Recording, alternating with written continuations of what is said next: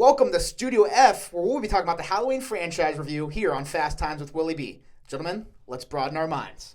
Russo!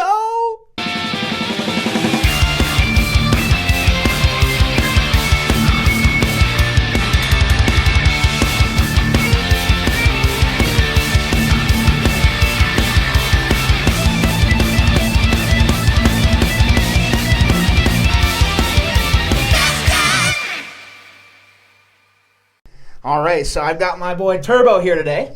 Hello, gentlemen. How are we feeling, Turbo? I'm doing well. How about yourself? I'm doing good. Excited to talk about Halloween franchise. It's that time of year. Absolutely. Fall season. Absolutely. Bar none, one of the best horror franchises there are. I mean, you can't get to 13 movies unless you're doing something right, Listen, right? That's right. 50 million people can't be wrong. Exactly. So let's get right into it. Let's break down all 13 of these films, how we feel about them. We'll start with the original, 1978. John Carpenter, Deborah Hill, write this movie that turns out to be one of the most iconic movies of all time. I mean, for all intents and purposes, this movie should not have succeeded. Yeah. I mean, these guys kind of put it all on the line. Yeah, and you hear the stories too. I mean, after Assault on Precinct 13, they come after Carpenter to make this movie about, a psychopathic killer, and they paid Carpenter $10,000 to do so. Mm-hmm. Nick Castle was paid $250 just because he was friends with John Carpenter, got that role as... Which is a sin. What we call the Shape now. Yes. It's an icon. And all of this, thrown together, Carpenter talks to Bob Clark a lot, inspiration from Black Christmas, 1974, great movie as well. Yep. And all of this just led to the 90-minute masterpiece that we all know and love today. Absolutely, and that's exactly what it is, my friend, is a masterpiece, because pace-wise, writing-wise, acting-wise, from start to finish, that film, I can't find a weak point in it. Yeah. And that is why it still stands the test of time. And it's funny, too, because even in its flaws, it's hard to penalize it. They're walking home from school, then all of a sudden there's rain on the ground. Stuff like that. Right. Little nitpicky things are still it's Halloween. You can see a sound drape on the right side of the screen as they're backtracking and panning with those women. You can see a huge white part of the production sort of come into frame. It doesn't matter. Yeah, the wrench on Michael's hand when he busts out the window in the car at the beginning. And just stuff like that. You can't even be mad at it. But obviously, I think we can both agree, we can go on and on about this movie, but it's one of the greatest of all time. Absolutely. And I think one of the most important things and one of the most important reasons that it still stands the test of time is its simplicity. Yeah, a very simple plot. I mean, it's a boogeyman movie. Yeah, it literally is the, wise old tale of what if a lunatic gets out of an insane asylum and we don't know where he goes, and he goes into suburbia. Yeah, comes back home. Yep. And like I mentioned before, draws a little bit of inspiration from Black Christmas. Obviously, Psycho, Black Christmas, Halloween, I would say, are the holy grails of slasher movies. Really got the genre started. For sure. And you even see, the POV shot at the beginning when he's killing Judith.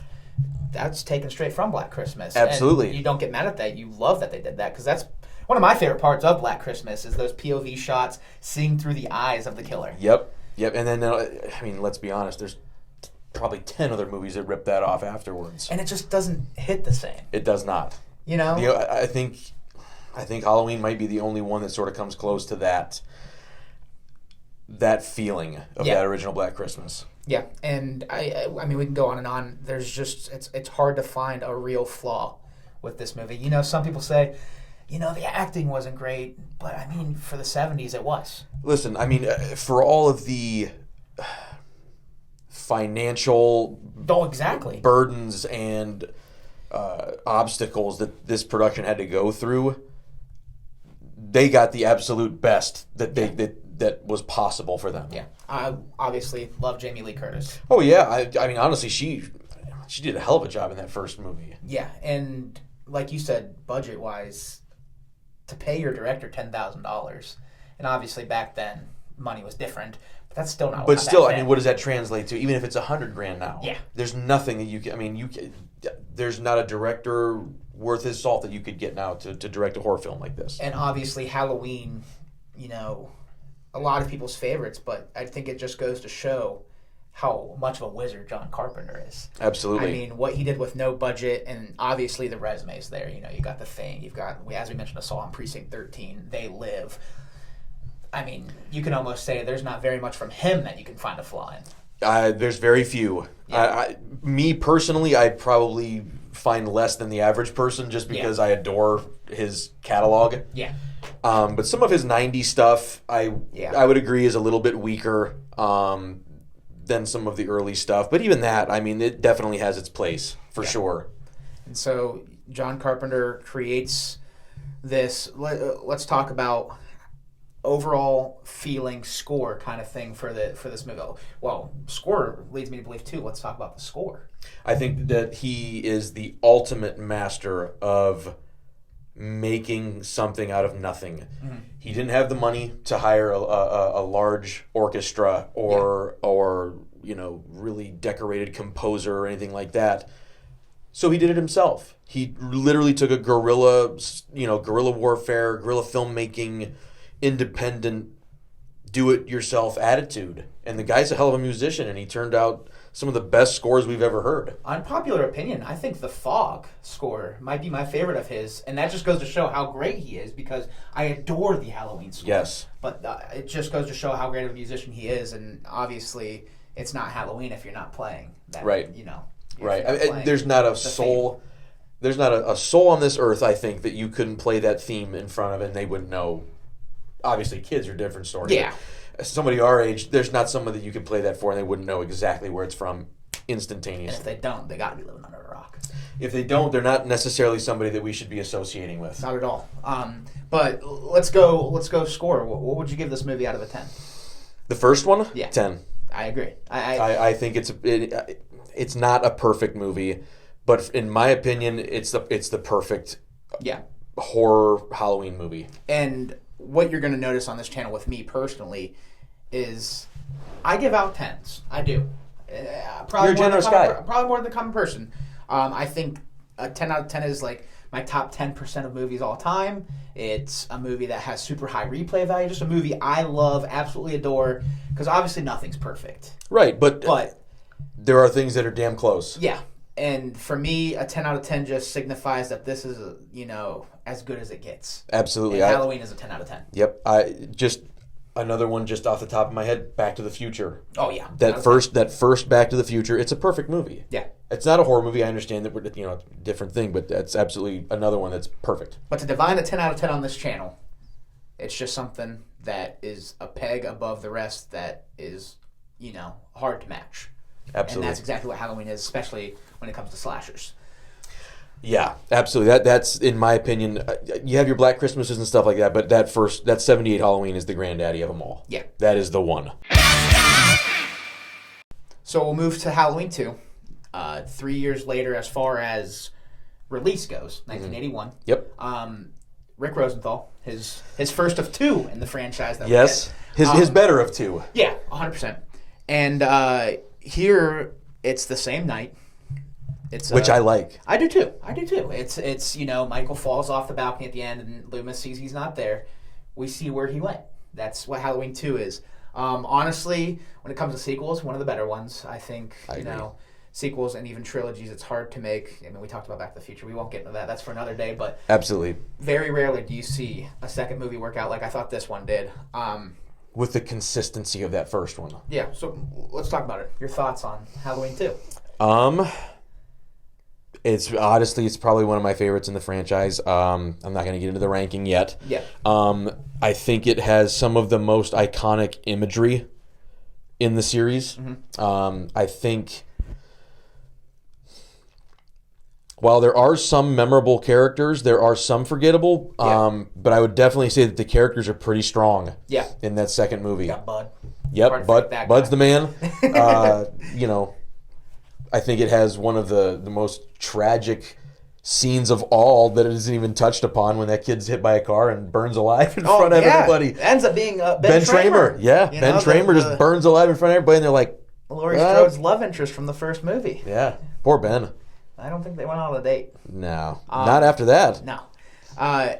the funny part for me with this movie is obviously after 78 Halloween came out, Friday the 13th came out a few years later. And I know people say this is like Friday the 13th wanted to compete with Halloween, and this was Halloween's rebuttal. You kind of get a little feel from it, too. I mean... I do. And you see it later on, too. People, talk about the iconic kill in Jason X with the cryotherapy. Halloween did it first. Yep, they sure did, buddy. Not cryotherapy. No, but obviously, same concept. Yes. Boiling hot water. I mean...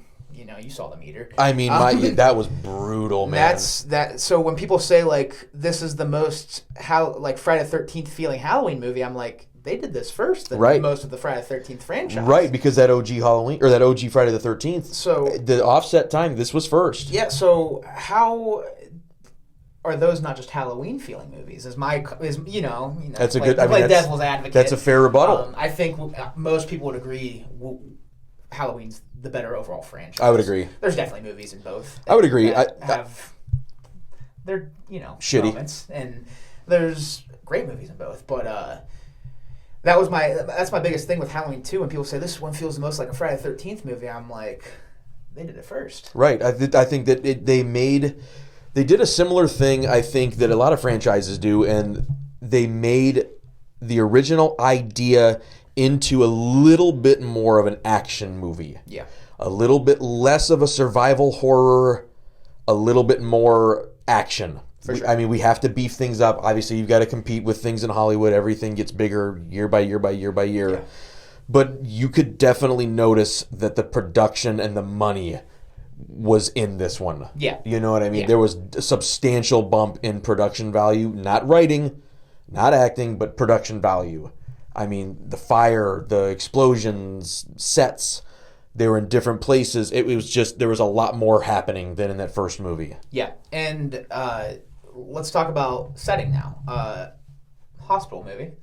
I don't know how I feel about it. I love the setting of a hospital, but my biggest fret with movies and hospitals is, where's the staff? Where's the other patients? And well, that's we a get good that point. in this one. We get that in this one. Absolutely, I would Again, agree. that's another nitpick devil's advocate thing. But other than that, your thoughts on the hospital? I mean, I guess the only, again, devil's advocate arguing factor of a low staff would be that it's a small town. Yeah. And then if on the midnight shift, maybe we only have 10 people in the building. Yeah. But still, it's I understand what you're saying. It's extraordinarily convenient that all 10 of these people are gone at the exact same moment. Yeah, and there's only one patient in the hospital. And it's Lori. Yeah, exactly. It's, again, hard to penalize something for that. It's, it's the 80s. But again, there's so much good imagery when he's walking through that glass. And it, does the little knee forehead thing. Yeah. You can walk straight through glass if you hit it right. Right, and it's like there's some really cool, when he's on fire and the bleeding eye, like there's some really cool imagery that they really took, I think, some chances on in that second movie. I love, that's one of the coolest scenes. Yeah. Just the... And it makes the mask better. Oh. It's funny how there's a different mask from 1 to 2, just slightly. He's a little bulkier. But it adds to it. And whenever you see, stuff come out now, too, when they're doing, movie posters or merchandise, you usually see that mask with the bloodstream. With the blood, out. yep. Yeah, I've even seen, I think it was a Waxworks vinyl that had the nurse's hat on him. Yeah. With the eyes. It was pretty, it was intense. Oh, they have some cool vinyl art throughout this franchise. A lot of cool art in general. For sure. So let's give a score to the second movie. It's a tough one to score because it's almost it's tough. Almost how you wake up. Right. The second one for me, one day it's this, one day it's that. I think I would probably go 8.5. 8.5? Okay. For me, I'm usually between a 7 and 8. I'm going to go 7 on this given day. Okay. That's just how I'm feeling. I did just rewatch all of these before recording this. I'm going to go 7. It's, as far as replay value goes, one of the lower ones. Okay. But I still think it's a good movie. 7 out of 10. Good movie. So that takes us to one of the more controversial movies, I was going to say, man, let's buckle ourselves in here, For buddy, sure. because we're going to catch some heat in these comments. I know we're on the same page, but let's have some fun with this. So Halloween 3, Season of the Witch. Excellent. There, I said it. I'm going to give my score right now. Okay. 10 out of 10 movie. Okay. This is one of my all-time favorite movies. I've got the tattoo on the back of the calf. You know how I feel about this. 1982, directed by Tommy Lee Wallace. I wish we got more anthology from Halloween. It really is a shame that we didn't. Yeah. While and with the recent news, maybe we will. You never know. Fingers crossed. You never know, and who gets it is really important too. Miramax just got it. Oh, really? So it's gonna be. I was hoping A24 was. I know I'm super hit or miss on A24, but I felt like they were talking about doing something with Season of the Witch again. They would at least give it respect. They would give it the integrity, I guess. That's what I'm saying. Miramax got it. They're interested in doing both television and movies, so we'll see where they go. Hopefully anthology, but let's talk. I think it would be really, really cool if they could deliver. Yeah, 100%. Season of the Witch, in my opinion, do you want my score right off the bat? It's up to you. I would probably say 7.5, maybe 8. Okay.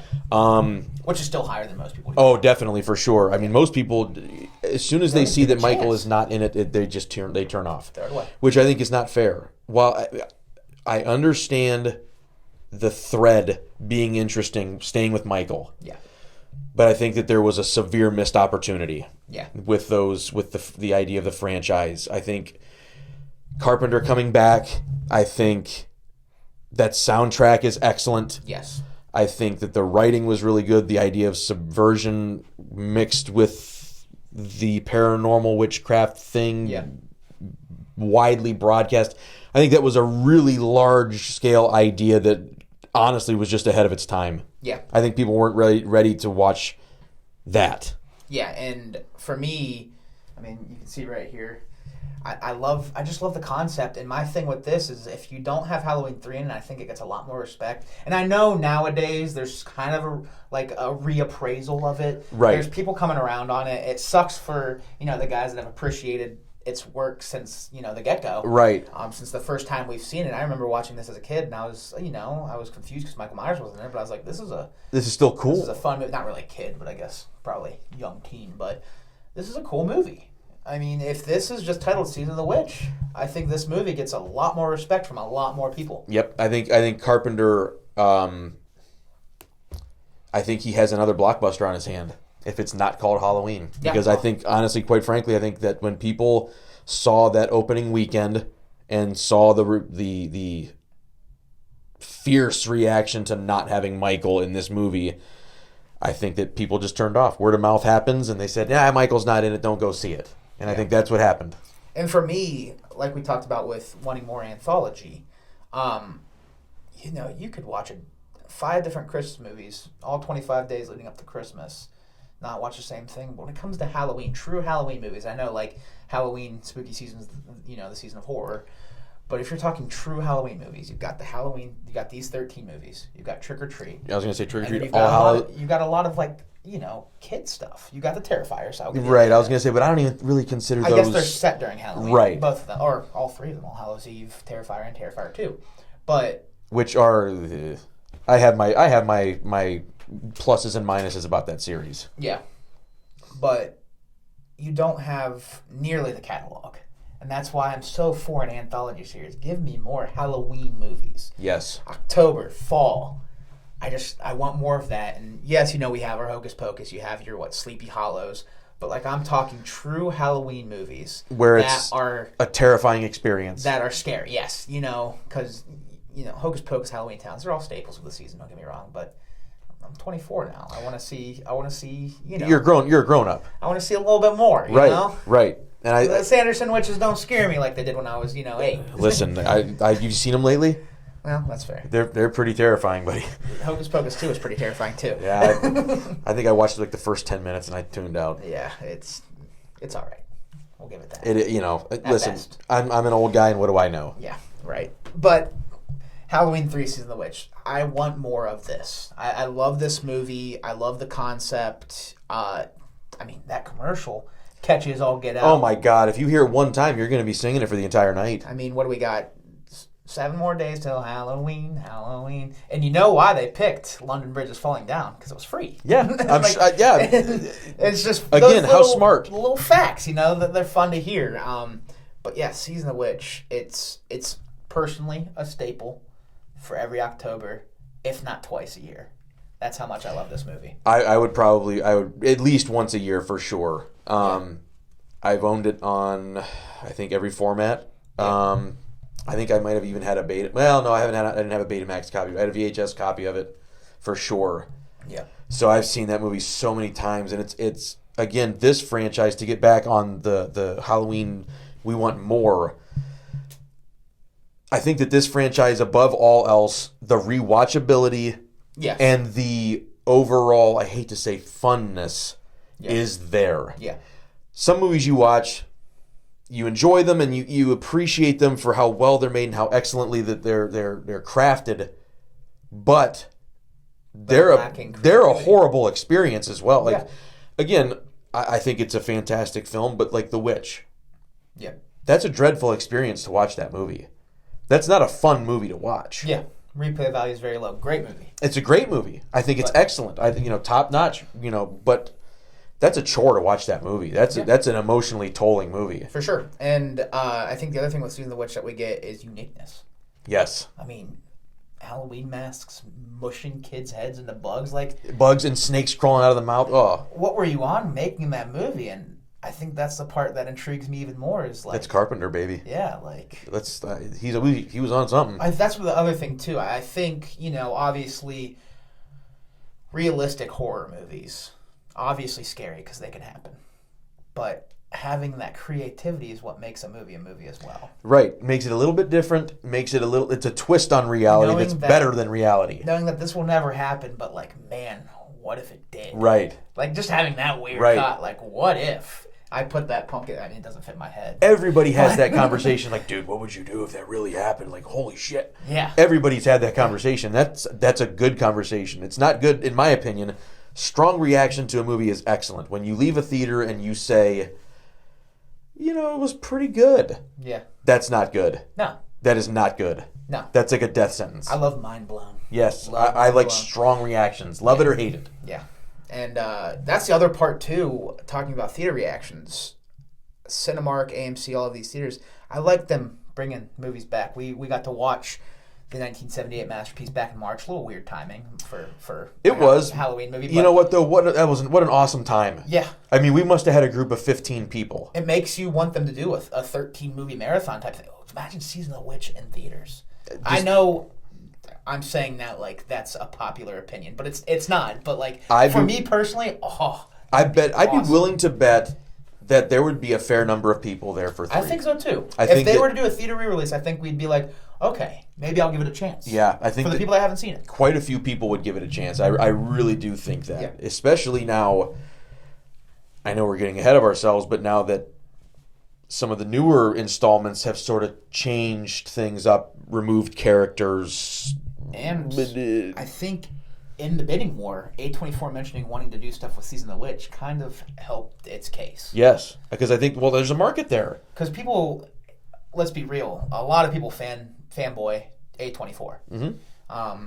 Again, they're super hit or miss for me. Some of it's warranted, some of it is not. Yeah. I'm neither here nor there. But they definitely have a cult following. For sure. And I think them just mentioning Season of the Witch in the news headlines might give this movie a little bit of love this season. I think you're right. I think for argument's sake, there may be a demographic of kids that are familiar with A24 films. Your Let Me Ins, your Midsummers, Hereditary, stuff like that may have never even heard of this until now.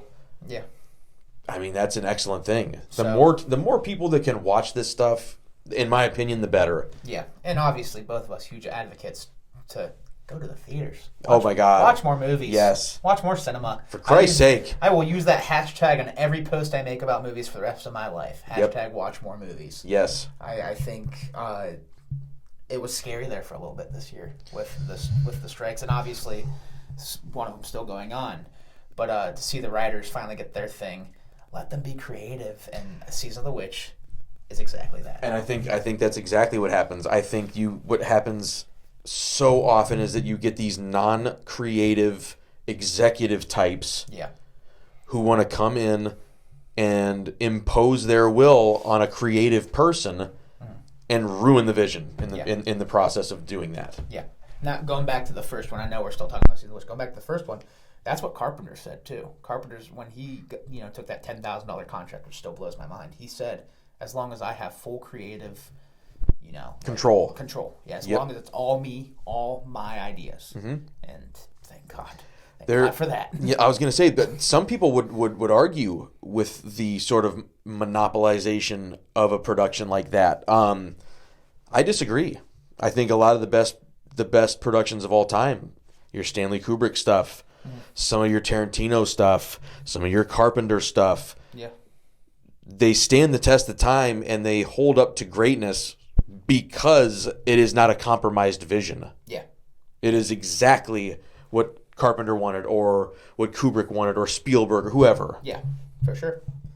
So I already gave my score. You said, what, 7.5? 7.5, 8, yeah. So you see where we stand on Season of the Witch. Both love it. I think it's towards the top of mine, obviously, if I'm giving it a 10. A yearly watch, if not twice a year, and that will never change for me. I would agree. It's one of the most replayable movies, in my opinion. Absolutely. As far as my preferences go. And Tom Atkins is the man. Oh, Tom Atkins is the man. Talk about, I actually met him. Super nice guy. Yeah, he was at Horror Hound in Cincinnati like 3 years ago when we went down. Nice. His head was the size of a microwave. That's incredible. And he had a hell of a mustache. Yeah. Yours is better, but his was really good. I don't know, man. Atkins got quite the stash. It was good, man. He was all white. He looked like Bob Barker. He was real tan with white hair. He looked great. Awesome. Bring him back. Hell yeah. Let him do some projects. Absolutely. He'd be a cool shape. He's a big man. Yeah. He ain't a little guy. Yeah. He maybe. Miramax. Call Tom Atkins, buddy. See what Atkins is up to. See what that stash is doing, man. But that will take us to Halloween 4. The return of Michael Myers. Because everybody wanted him back. Oh, yeah. Our guy right here. That's right. Everybody wanted this to happen. 1988, so we got a little bit of a gap. Our first big gap. 6 years since Season of the Witch? 7 years since Michael was on the silver screen. Yep. Dwight H. Little directed it. Kind of a, not a big name. I was going to say, from my understanding, all he had done was music videos and some commercial stuff up until that point. But in my opinion, I like it. I think he did a nice job. I like it a lot. I agree. This is 80s fan service almost, which is funny. Like, obviously these days, in the age of rebooting and not having as many original ideas, like a lot of big franchises. I mean, Fast X just hit 11 if you count Hobbs and Shaw, just stuff like that. I think this was the first fan service, but it wasn't as big of a thing yet. So it's not looked at it like that. Everybody was like, bring Michael back. That's exactly what they did. But I think they did it very well. I think one of the most underrated things about that production is what you just said. I think this was maybe the first time that a major studio with a very successful character listened to its audience for the first time. Yeah. Whether I disagree with the Season of the Witch stuff or not, the audience wants Michael back. Yeah. And you know what? You give the audience what they want. Yeah. And I thought that they brought him back not perfectly, but as close to perfect as you can. Yeah, and obviously this starts. We'll get into timelines after we talk about these 13 films, but this resurrects the original timeline, introduces some new characters. Yep. We get Danielle Harris for the first time as Jamie Lloyd, who is excellent. We get Rachel, who, in my opinion, might be my favorite final girl in this franchise. I know that's a hot take because obviously Laurie Strode. Well, yeah, I don't really count her. I really liked Rachel. She was good. She was well written. She wasn't nasty. She was a good stepsister to Jamie. I thought that they wrote her really well. She was resourceful. She wasn't dumb. Yeah. She wasn't your typical 80s teen dummy fumbling around and stuff. No. She had her shit together. And we also get to see how far Michael can really go with this movie. Yeah. Obviously, we know he's the epitome of evil. He is evil. He's the boogeyman. This movie, he not only goes around killing people, but he knocks out power lines. He takes down the phones. He takes down the police force. This guy was Nemesis before Nemesis. He took Haddonfield off the map that Yes, night. he did. And I think that's another thing I love about it. Michael goes full evil to its max in this one, and I think another thing, and the Scream franchise has done it recently. They created characters that you like. Mm-hmm. And I think Scream's done that as well. It's very rarely when you see like new characters come to the screen that they're likable. You're like, oh, where's Laurie Strode? Exactly. Usually you're like, all right, get this idiot out of here. In this fourth movie, you're like, okay, I like Jamie Lloyd. I love Ray. Like, I agree. It's easy to follow these characters around and cheer for them. I agree because I think it would be very, very easy to be pigeonholed for the audience to just automatically say, where's Jamie Lee Curtis? Yeah. Where's Jamie Lee Curtis? Yeah. And I think that movie does a really good job of right off the bat sort of grabbing your attention and diverting it away from the Laurie Strode idea. Yeah. The idea that Laurie died in a car wreck, all this stuff, and that Jamie is her daughter, and this whole sort of family dynamic interweaved. It was a really cool idea, I thought. I thought it was really well done. I thought it was well written. I think that the casting directors, with the exception of one character, and we'll get into that later, okay, I think that the casting directors deserve a really big hand for this because they really did a nice job in casting kids that you liked, kids that were they read well enough. They were decent enough actors. Yeah. They weren't great. They weren't bad. No. And I think that they had a good dynamic. You could tell that these kids liked each other, and the camaraderie was there. I think they did a nice job. Another thing, this movie, obviously, the return of Michael Myers, it's the return of Loomis as well. Yes, it is. Obviously, a little nitpick. The burns are not enough for what that hospital would have done to those guys. They're not enough, and they look like you bought them at Party City. Halloween, yep, yeah. Exactly. But like you and I did it. He, from the rip, just, again, does such a great job at showing how evil this character is. When he says, I'm on my way to Haddonfield, if you haven't heard from, he just... I love Donald Pleasance as Sam Loomis. When you talk about some of the greatest castings of all time, I would put him up there. I would agree. I think that Donald Pleasance is the master of the on-screen monologue. Yeah. From the first movie when he's talking to the sheriff in the bedroom upstairs, Yeah. to he delivers a monologue almost better than anybody. The only other person that I can think of that delivers it better than him is Richard Crenna in First Blood. Okay. When he's speaking about Rambo. Yeah. I think those monologues are a little bit better, but these are really close. Yeah. And, this movie is just as much as The Return of Michael Myers as it is The Return of Loomis, in my opinion. Absolutely. I think we also, Halloween 2 introduced, we have the head dunk. That was an insane kill. But I think this one really showed the strength of Michael from right off the rip, thumb through the forehead. I was going to, there's a few in here that are extreme. Poor Brady trying to make an effort to, resurrect his relationship, getting his head squeezed. If he walks backwards with a gun, he could probably shoot Michael, but he decided to reload it. That kid deserved it. That was natural selection. Yeah. Oh, 100%. I'm joking. No, you definitely made him an unlikable character intentionally. Listen, he cheated on our main character. Yeah. He 2-timed our main character. Yeah. That in horror land, he's got to die. Yeah. It's a rule. It is. Sorry, I didn't make him. I just follow him. And Michael does it in a very shotgun through you see that this man is a lunatic, a man amongst boys in this movie. I agree, and I love it. I think it's I think they really did make him a lot more demonstrative. Yeah, a lot more less humanized. Right, a little bit more intense boogeyman. Yeah, this isn't a dude anymore. No. This is a scarred hand. Yeah, you don't survive that fire and come out human. That's right, buddy. And then I would say that you could rank this very high, if not to the top of third acts in this franchise. Excellent third act. I agree. That, yeah. Basically, where the entire town is in on the hunt for Michael, and they still can't get him. You got that. You got him chasing everybody down in that one house, and then arguably one of my favorite endings, Jamie Lloyd joining the family business. arguably one of the better endings in my opinion. Yeah. But and you get Loomis. I was gonna say, and you get the 60-second Loomis meltdown at the landing and the stairs. Yeah. Unbelievable. Just and it's not my favorite movie in this franchise, but it's definitely up there for me.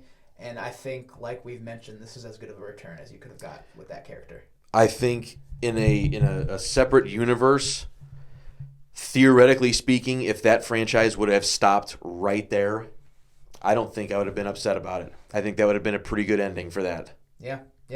I will say I gotta say this for Dustin. Hopefully Dustin's watching this episode, but I do love going back to the police force is gone, so you have these guys out here searching. When they light up those bushes, they go, "Oh hell, Earl, it's Ted Hollister," and then they do nothing. They do nothing. It wasn't just a citizen that they just mowed down. It was like the Predator. Remember they mowed down the jungle, and it was just like, well, shit. Yeah, they just mowed down Ted Hollister. Right. Well, listen, Hollister. I don't know if there's any. In the bushes? I was gonna say, why is he out there anyways? And you know what? There's no identifying factors for him anymore, so I wouldn't even worry about it. Yeah, but I guess we'll never know if they got any slap on the hand for that, huh? At this point, I think it's just minor litigation, maybe just paperwork, maybe a fine, something like that. Also, speaking of shout-outs, side note, I need to shout out a friend of ours, Drew, who just watched The Exorcist for the first time. Yes. I need to tell him how proud I am of him. For sure. Welcome to the club, buddy. We're proud of you. For sure. Good job. I'm trying to get him to dip his toes in maybe more of the franchise. Hey, man, I was proud of him. He sat there and he watched it like a man, dude. Yep. Like I watched the reaction video, and he made me eat salt. For so sure. I'll shut my mouth. For sure. Good job. So we'll move on to the fifth one. Halloween 5, The Revenge of Michael Myers. A year later, 1989, this one comes out. Thoughts? Have you ever heard the phrase, "I've gone from 6 to midnight"? Yeah. This film made me go from midnight to 6. Okay. I think the idea of Michael washing downstream and having someone sort of nurse him back to health is one of the most ridiculous concepts I've ever heard. I think making Jamie mute was quite possibly a big mistake. Yes, I agree. Some of the characters were likable. Yeah. Overall, I would probably give it a 6.5. 6.5. We didn't give ratings to 4. Let's go back to that real quick. Okay, yeah. What score are you giving? Return. I'm probably going to go an 8.5. 8.5. I'm going 9. Okay. Like I said, I love the Return of Michael Myers. So you're saying 6.5. Let's dive into 5. For me, I don't know why I love the stream nursing back to health. That's actually one of my favorite parts of this movie. Okay. I think it's mainly because when I was a kid watching the AMC Fear Fest, when they would show all the Halloweens, as a kid, I don't know why that captivated my mind. So it's more of a nostalgia thing, like just seeing Michael Myers. You see the Curse of Thorn tattoo for the first time. Obviously, I'm a bigger fan than most of the whole Curse of Thorn storyline. this thread. I was gonna say. But I totally agree. Jamie Young mute, not a fan. Killing off Rachel in the first 15 minutes. What the hell are you doing? Really bad idea. I don't hate Tina like some people do, though. But Rachel was a much better character. Yeah, I think Rachel got paid more. I agree. I could see why. I mean, she honestly, she held a lot more of the emotional weight of that movie. Yeah. I think killing her off early was a big mistake. Yeah. I think there's a lot more things that you could have done sister-wise, and she was just a really good survivor. You know what I mean? I think she played one really well. My biggest pet peeve with 5, and I enjoy 5 for the most part. I think, we get another great performance from Michael. More fun kills. I don't like, the killing of Rachel, but overall, some of the kills, in the barn. I was going to say the barn with the kittens and the Camaro. Yeah, but I don't like how it just completely scrapped that great ending of 4. I agree. I think So we're led to believe at the end of 4 that Jamie has essentially slaughtered her mother. Yeah. And we learn in the 5th one then that it was sort of an attempted murder. Yeah. And rather than maybe help this child a little further, we're just going to allow her to rot in a bed at Haddonfield Memorial and not speak for the rest of her life. And in this movie, obviously, she finds her voice again. Man, did that happen quick? You know, I was half expecting her to sound a little like Isaac Hayes. Yeah, she went... In this one. And then next scene. Yeah, I'm talking like complete structured sentences now, you know. Yep, and I love Danielle Harris, but that wasn't her fault. Me too. I think she, as far as child performances go, up there for sure. I agree. I think that, she very few kids can pull off a hysterical cry like Danielle Harris. 4 and 5. Yeah. But and also Danielle Harris, even now, some of the newer stuff. I mean, she's great. She's awesome. Yeah. But I don't think if it were for Michael, I would like this movie as much as I do. I think we get some of our best on-screen kills. I think we get more of what we saw in 4 as far as Michael being that, evil boogeyman strength, nature. And I think that's why, at the end of the day, I do enjoy this movie. I just think there was a lot of things that could have been better. I agree. I think the weird... do you remember when he had Jamie in the coffin in the attic? Mm. And was sort of performing some strange sort of seance-y type thing. Yeah. It just got a little convoluted for me. If we're going to do the Thorn thing, I'm cool with it. But we need to commit. Yeah. So let's go scores. Okay. Where are you scoring 5? For number 5, I said 6.5. 6.5. See, I'm usually between a 6 and a 7. I'm going today on a 6 because in my last, or 7. I'm going to go 7. On my last rewatch, I did really enjoy Michael in that movie. Yeah. And it outweighs the negatives, I think. But he has the worst haircut, though. He looks like John Voight in Anaconda. It's just a solid movie. At the end of the day, it's solid. That's all it is. It's not anything to write home about, but it's not bad. Nothing to complain too hard about. I'm nitpicking. Yeah. Oh, me too. Yeah. I think it sucks how much it took away from 4. That's the biggest thing for me. I agree, because unfortunately, I think a lot of people lump 4 and 5 together. Yeah. They say, the ones with the little girl. Yeah. And it's like, it's not fair. Yeah. 4 needs its respect. That's like lumping Friday 4 and 5 in together. You can't do that. Yeah. No, you can't. Let's move on to now no numbers. It's just Halloween, The Curse of Michael Myers. Yes. There's no 6 in there. People think there is, but there's not. There's not. This one, obviously, a little bit of another time jump, 6 years. This one came out in 95, directed by Joe Chappelle. Very controversial. I was going to say, I feel like as far as Michael Myers movie go, this one's the most separated between how people feel about it. It's either you love it or you hate it. I don't think there's really like an in between. Nobody's like, it's an all right movie. Right. So where are you at? How do we feel about I'm definitely going to go on record saying that the producer's cut is the preferred cut of the film. Okay. I think it's the superior cut of the film. I think it explains a lot more of the Michael character.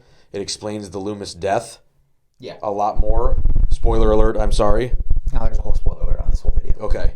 I think it just it does a lot better job at explaining things. I think at the time, Paul Rudd was a great casting. First starring role. Obviously, he went on to gargantuan mega stardom, Yeah.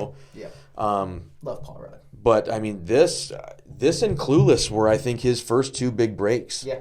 And I think he recently was on a Howard Stern show where he was sort of bashing this film. Okay.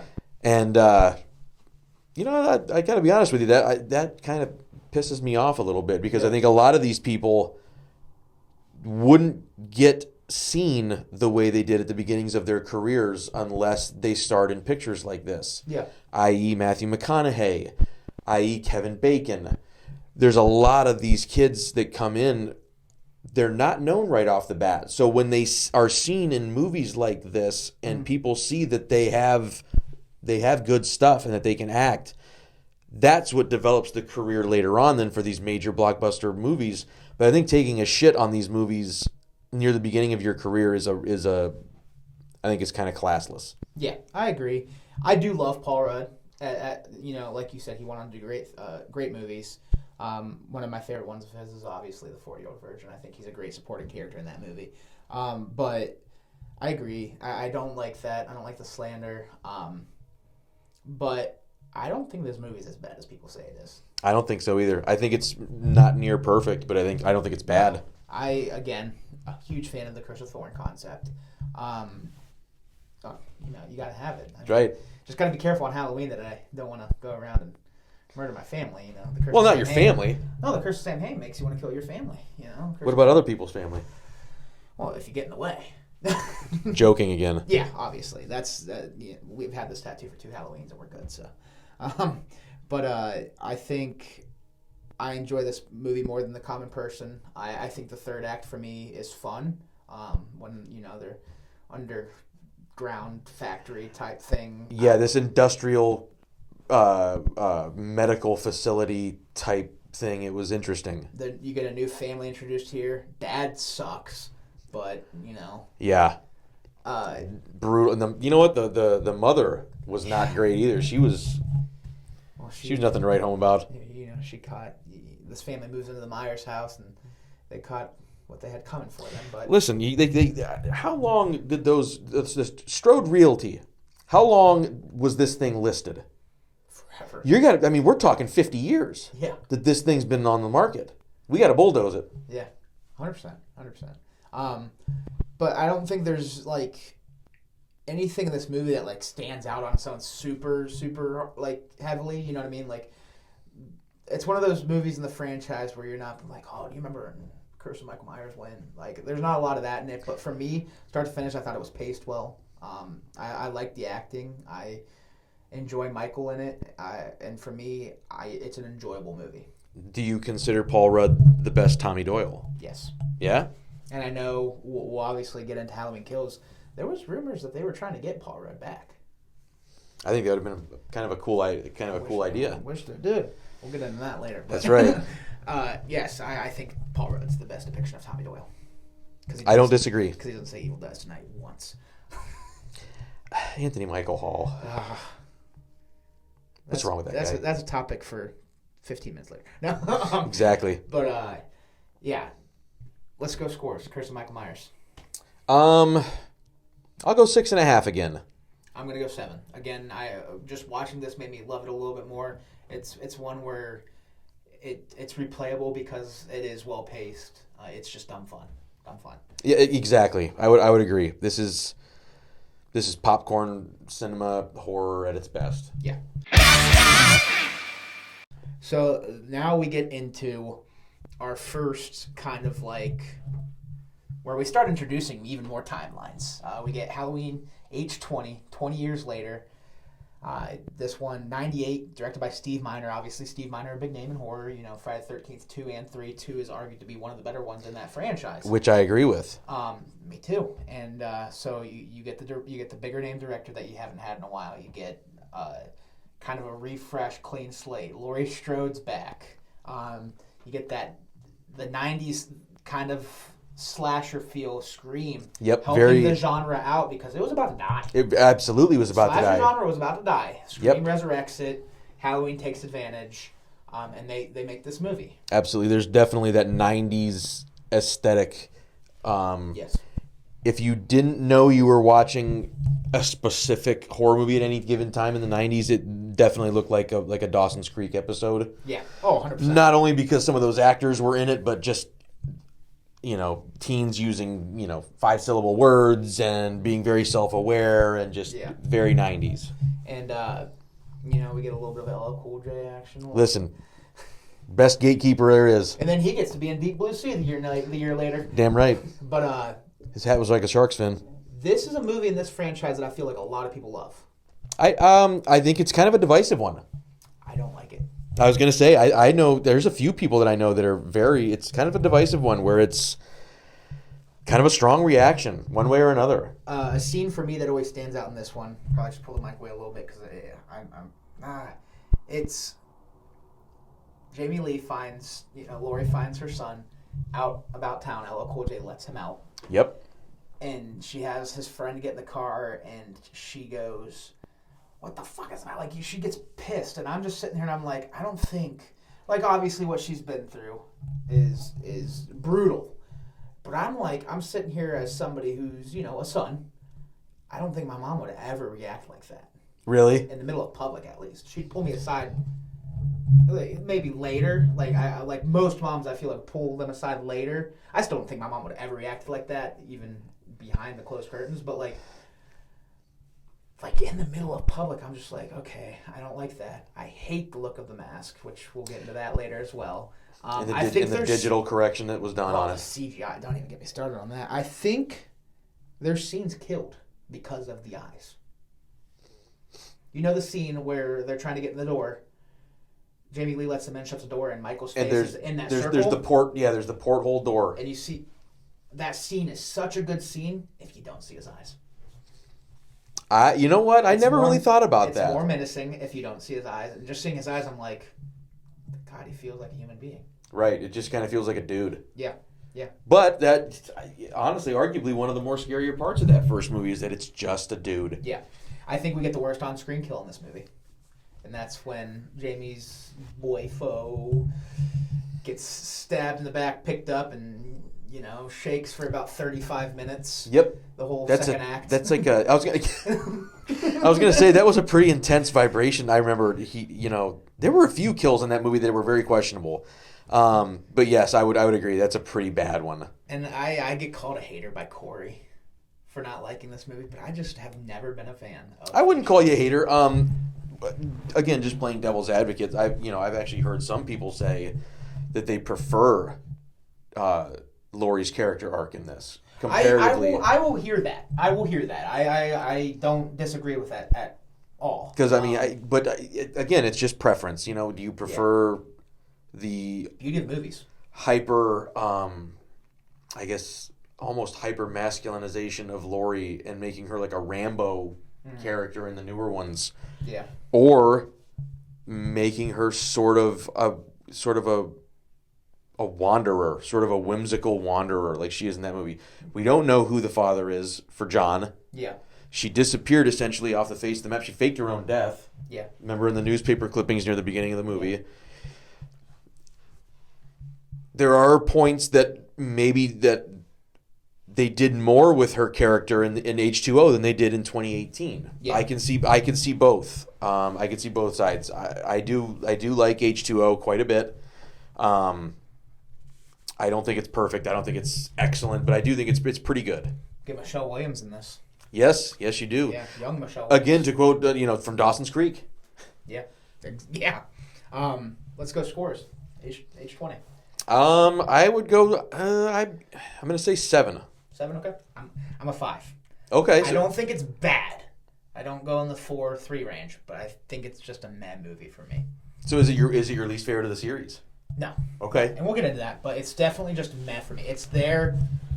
It doesn't bother me to sit through it and watch it, but it's not something that I'm going to revisit first. Right. Which is understandable. I think that's just human nature. Yeah. Now that takes us to a fun one. Halloween Resurrection. Holy shit. 2002, our first 21st century Halloween movie. We get some Busta Rhymes, we get some Tyra Banks, we get some a little bit of everything. Man, there's some everything in there, man. And Rick Rosenthal, back in the director's chair. Yes, which is surprising. To be honest with you, with that track record, and I'm not a fan of this movie if it wasn't obvious already. But for him to have read this script and thought, we got a winner on our hands here. That's exactly when I was watching this. Corey and I watched this together 3 nights ago. I'm watching this and I'm like, it's not that it's not fun, but who sat there and read this script and was like, yep, send it. We've got a movie. This is it. And he's like, probably 60 people read it. And I'm like, that's the sad part. It had no shot from the get-go. That was a Dimensions picture, wasn't it? I believe so. So that was a Weinstein. That probably went through, he's probably right. There probably were 50 different people that read that script. And it was just never had a chance, in my opinion, because that's how poorly written it was. I agree. It was just, I don't like the concept. It's not a bad concept. I will say, just, who thought, let's go to the Myers house, make reality TV? I just don't like it. If I'm being honest, I think you could have made a better movie out of the first 5 minutes. Yeah. Of Lori sort of lying. Lunatic, taking the pills, because but she's fine. essentially, you got to remember, at the end of H2O, spoiler alert, at the end of H2O, she commits a murder. And that's another thing this movie does, is takes away from another, like, that's one of my favorite parts of H20, is that the ending, like, she finally gets her day in court. Yeah. I think theoretically you could make a movie of her lying about that, trying to get out of prison into sort of a mental health thing, facility, trying to get Michael out of hiding. Yeah. You could have done more with that. I mean, the best of that movie is definitely all in that. I mean, the kill with the washer and dryer, it's insane. There's actually some relatively big stars in that cast. There's the I forget the kid's name that played in Rookie of the Year. Yeah. And he was also in American Pie. Mm-hmm. And then as a kid that grew up with Disney original movies, the guy, I can't think of his name either, but typing, helping out them in the house. Yeah, back at the house. Luck of the Irish. Yep. That's what I remember him from. But yep. The kid that was dressed as Pulp Fiction. Yeah, familiar faces, for sure. Yes. And that Corey mentioned it, and I agree with him. That's probably the best part of this movie. The most redeeming fact is that kind of like they're watching it live and he's helping through text. That's cool.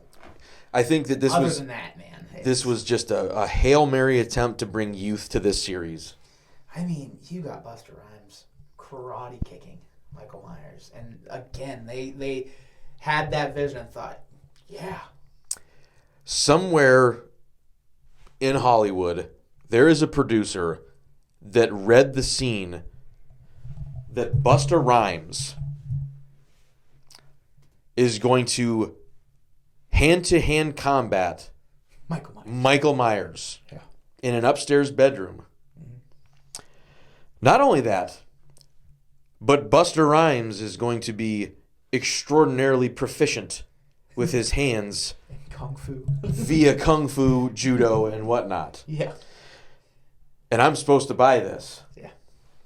I He don't. even gets the little, Yes, he does. Oh my But God. then, arguably, one of the better lines in the franchise, My favorite line in the franchise. which is, Trick or treat, motherfucker. and then the karate kick. Tyra Banks was in that movie. Unbelievable. Her death off screen, when you see it, it's like, wow, he kind of didn't hold back on her. Nope. But, He didn't. But again, why didn't we see it? Yeah. Probably ran out of money when they didn't have the practical effects. Yeah. Yeah, not a big fan of this one. Let's go scores from Halloween Resurrection. 4. I'm in complete agreement. 4. 4 for me is just a bad movie. I think I respect that it's a production. I respect that it's a movie, but I don't really see many redeeming qualities about that movie. Just that quote. Yeah. In the first 10 minutes. Yeah. Yeah. Exactly. And then she kissed. Yeah, when she kissed a mask. Yeah. Yep. Oh, and we'll get into worse masks, but another eyebrows. Come on. That mask was pretty bad. Oh, that was a pretty bad mask. Now let's just jump timelines. Let's go to 2007. Shout out my mom. She took me to this at 8 years old in theaters. Yeah? Opening day? Yeah. Yeah. Rob Zombie's Halloween, 2007. Where are we starting? I have a bit of a hot take here. Okay. I think 20 years from now, I think people will look at the Rob Zombie ones the way that we look at Season of the Witch. So you think it's going to have kind of a reappraisal? I think it will. I think it will. I hope not. Like 20 years from now, or like 20 years from... 20 years, yeah, like 10 years from now. Okay. And I also think that the same thing will happen for the newest one as well, unfortunately. Although I think the newest one is a shittier movie. Okay. How do you feel? Like, do you like the 2007 Rob Zombie movie? It's not perfect. How do you feel about him being, like, humanized? Like, we see this background for the first time. Michael growing up as a kid. I think... I apologize for interrupting you, but I think what some of the movies in the mid-2000s did, some of the Lionsgate stuff, Rob Zombie, some of the more extreme horror, was put us into the point of view of the bad guy rather than the victims. And I think that this definitely displayed sort of the paradigm shift in Hollywood, I guess. Yeah. Because instead of just, going to the theater and everybody in the 80s sort of being, gee, golly, gosh, and oh my gosh, there's a scary man. The world's a scary place. Yeah. And there's some scary people out there. Yeah. And I think that what Rob Zombie tried to do was sort of show us sort of the nature versus nurture angle. Yeah. Is this kid created, or was he born like this? Or is it a mixture of both? Yeah. I mean, for all intents and purposes, when you watch that movie, every single person watching that movie understands why Michael became who he was. Yeah. I mean, that situation as a kid was horrendous. Yeah. Horrible stepfather, mother's, stripper known as, the town whore. And he's getting picked on at school because of it. Yeah. Everybody knows, again, in a realistic way, everybody knows that teenage boys especially are awful. Yeah. They're not going to let that get away. They're going to pick on him every day about that. Yeah. And that's the other, the difference from the first one. The first one, he's 6? Yeah. And this one, obviously a little older, kills the spy kid out in the woods. Yeah. I will say this about the first one. Although I think it's kind of a slow build-up because of him in, the mental hospital, I do really like that October 31st, 60... This would have been 68 because it was 10 years later. What would have been 63? Whatever it was. That first night, I really liked it. Him crossing each check mark off the list. Obviously, we get our first gore fest in this franchise, but taking the time to duct tape his stepfather to the chair just to do that simple slash. In my opinion, one of the most effective kills in this movie. Yeah. Or honestly, in the franchise. I mean, if you take it from just simply a character standpoint, it almost felt to me, even at such a young age where this kid has accepted what he is. Yeah. Sort of a lowering of the shoulders. Yeah. Let's do it. And then the baseball bat. Holy shit. That scene hurts my head. Because that first swing, he's on that ground feeling every bit of pain shooting through his body. And I think one of the more, smart and, subversive ways that Rob Zombie shot it was only showing the foot at first, where he was just twitching. Yeah. He was just twitching. Yeah. And then, And the sound of the bat hitting that that kitchen floor, that linoleum, and just bing, bada, bing, bada, bing, bing, yeah. bing. Like, whoa. Yeah. And then upstairs, we get the Judith Meyer 17 stabs. This has one of my favorite shots. And obviously in this movie, Michael gets his masks from the get-go. Not clown mask killing in this one, which I kind of like, because obviously you got to change it up a little bit. But when Judith is like limping down, holding the wall, and Michael just comes out, you hear the little, the sound. Yep, you hear It's just the short dude in that big mask. You can't see the eyes at all. I'm like, that was a great shot. Yep, I agree. I might catch flack for this from quite a few people. I don't think that Rob Zombies is a bad movie. No, I don't think it's bad. I don't think it's the best. No. I think it's far from perfect. But there's a lot of redeeming qualities in that movie, in my opinion, especially that first one. I think Scout Taylor Compton did a really nice job as Laurie. Yeah. Again, Danielle Harris is back. Yep, I was going to say again, Danielle Harris is back. I think we did some really smart casting. I think at the time, Rob Zombie had his his finger on the pulse of what was cool in horror. Yeah. And those girls in the 2007 Halloween movie, I remember they were wearing Slayer shirts on the way home from school. That was way before anybody was doing it. Yeah. Again, he has his hand on the pulse of what was cool at the time and sort of put that in there. Now, again, a lot of people will say that sort of pigeonholes it to that era. Yeah. When you see it, it feels like 2007, which I agree it does. But not enough to really detract from the movie for me. Yeah. For me, I do enjoy, again, that opening night. I think it slows down a lot in the mental hospital, but I do like Michael McDowell a lot as Loomis. Great acting. Second act, decent. Third act, almost, very similar to 1978. And I would say the biggest things for me were Rob Zombie did Rob Zombie overkill. And that is the sexual assault scene. On the escape? I hated that. Some people prefer the theatrical cut because it doesn't have that. Yeah. And then this is super nitpicky, but I hate when movies do it. I hate when movies play music that wasn't out yet. Does that make sense? Mm-hmm. Like it's not accurate for the year. 1963, that opening night, the girls listening to Don't Fear the Reaper. Didn't come out yet. 1976. I understand. 1978, Tom Sawyer by Rush is playing. That's 1981. I hate that. That's when the trucker, when they're Big Joe Grizzly's coming in. He's listening to Tom Sawyer in the truck. It sure is. It wouldn't have been out yet. What a bathroom. Yeah. That was. I know that's super nitpicky, but it's just one of those. It's a little pet peeve, and they're not the only. Rob Zombie's not the only one to do that. No. I think it. But if I you're know going what to you're make saying. a movie set in '85, I think every song played in that soundtrack should have been released before '85. Before '85. So when you watch like Django, you go nuts then. Yeah. Do you? A little bit. Okay. Yeah, it's. And you hear like Rick Ross in the middle of the like. Yeah, this isn't accurate. And Elvis did it, throwing Meg the Stallion in there. It's just something I've never been a fan of. And even when I work on, my writing projects and, obviously I create my soundtracks that I would love to have for a movie, but obviously, getting rights is going to be the thing that stops me.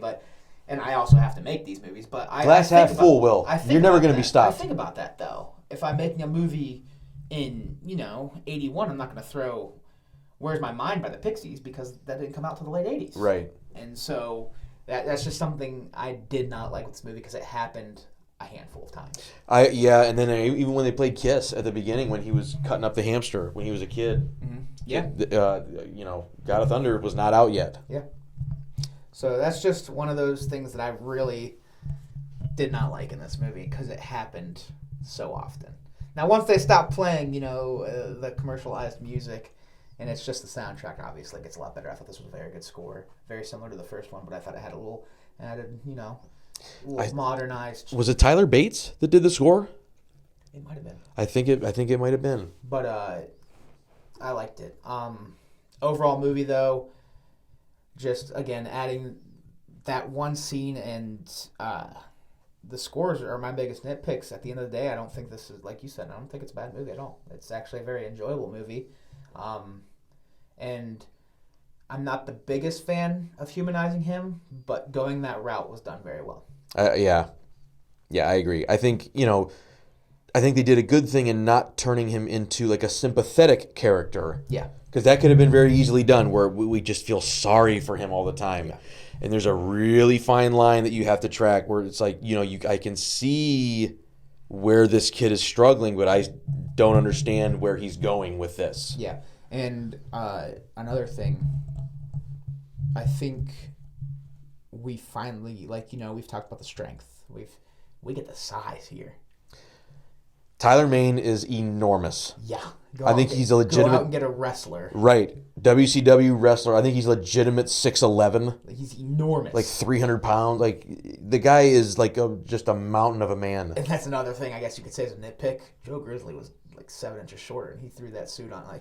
Joe Grizzly was a big man, but Michael made him look like a peasant. Yeah, Michael was gigantic. Yeah. And then again, some people do hate that. Where it's I don't want... It's like... Rob Zombie just Ubered everything up. Uber up the violence. Make Michael bigger. Make more F words. More, just more. Parks, bigger hills. Right. Exactly. Yeah. But to me, I think an argument to that is if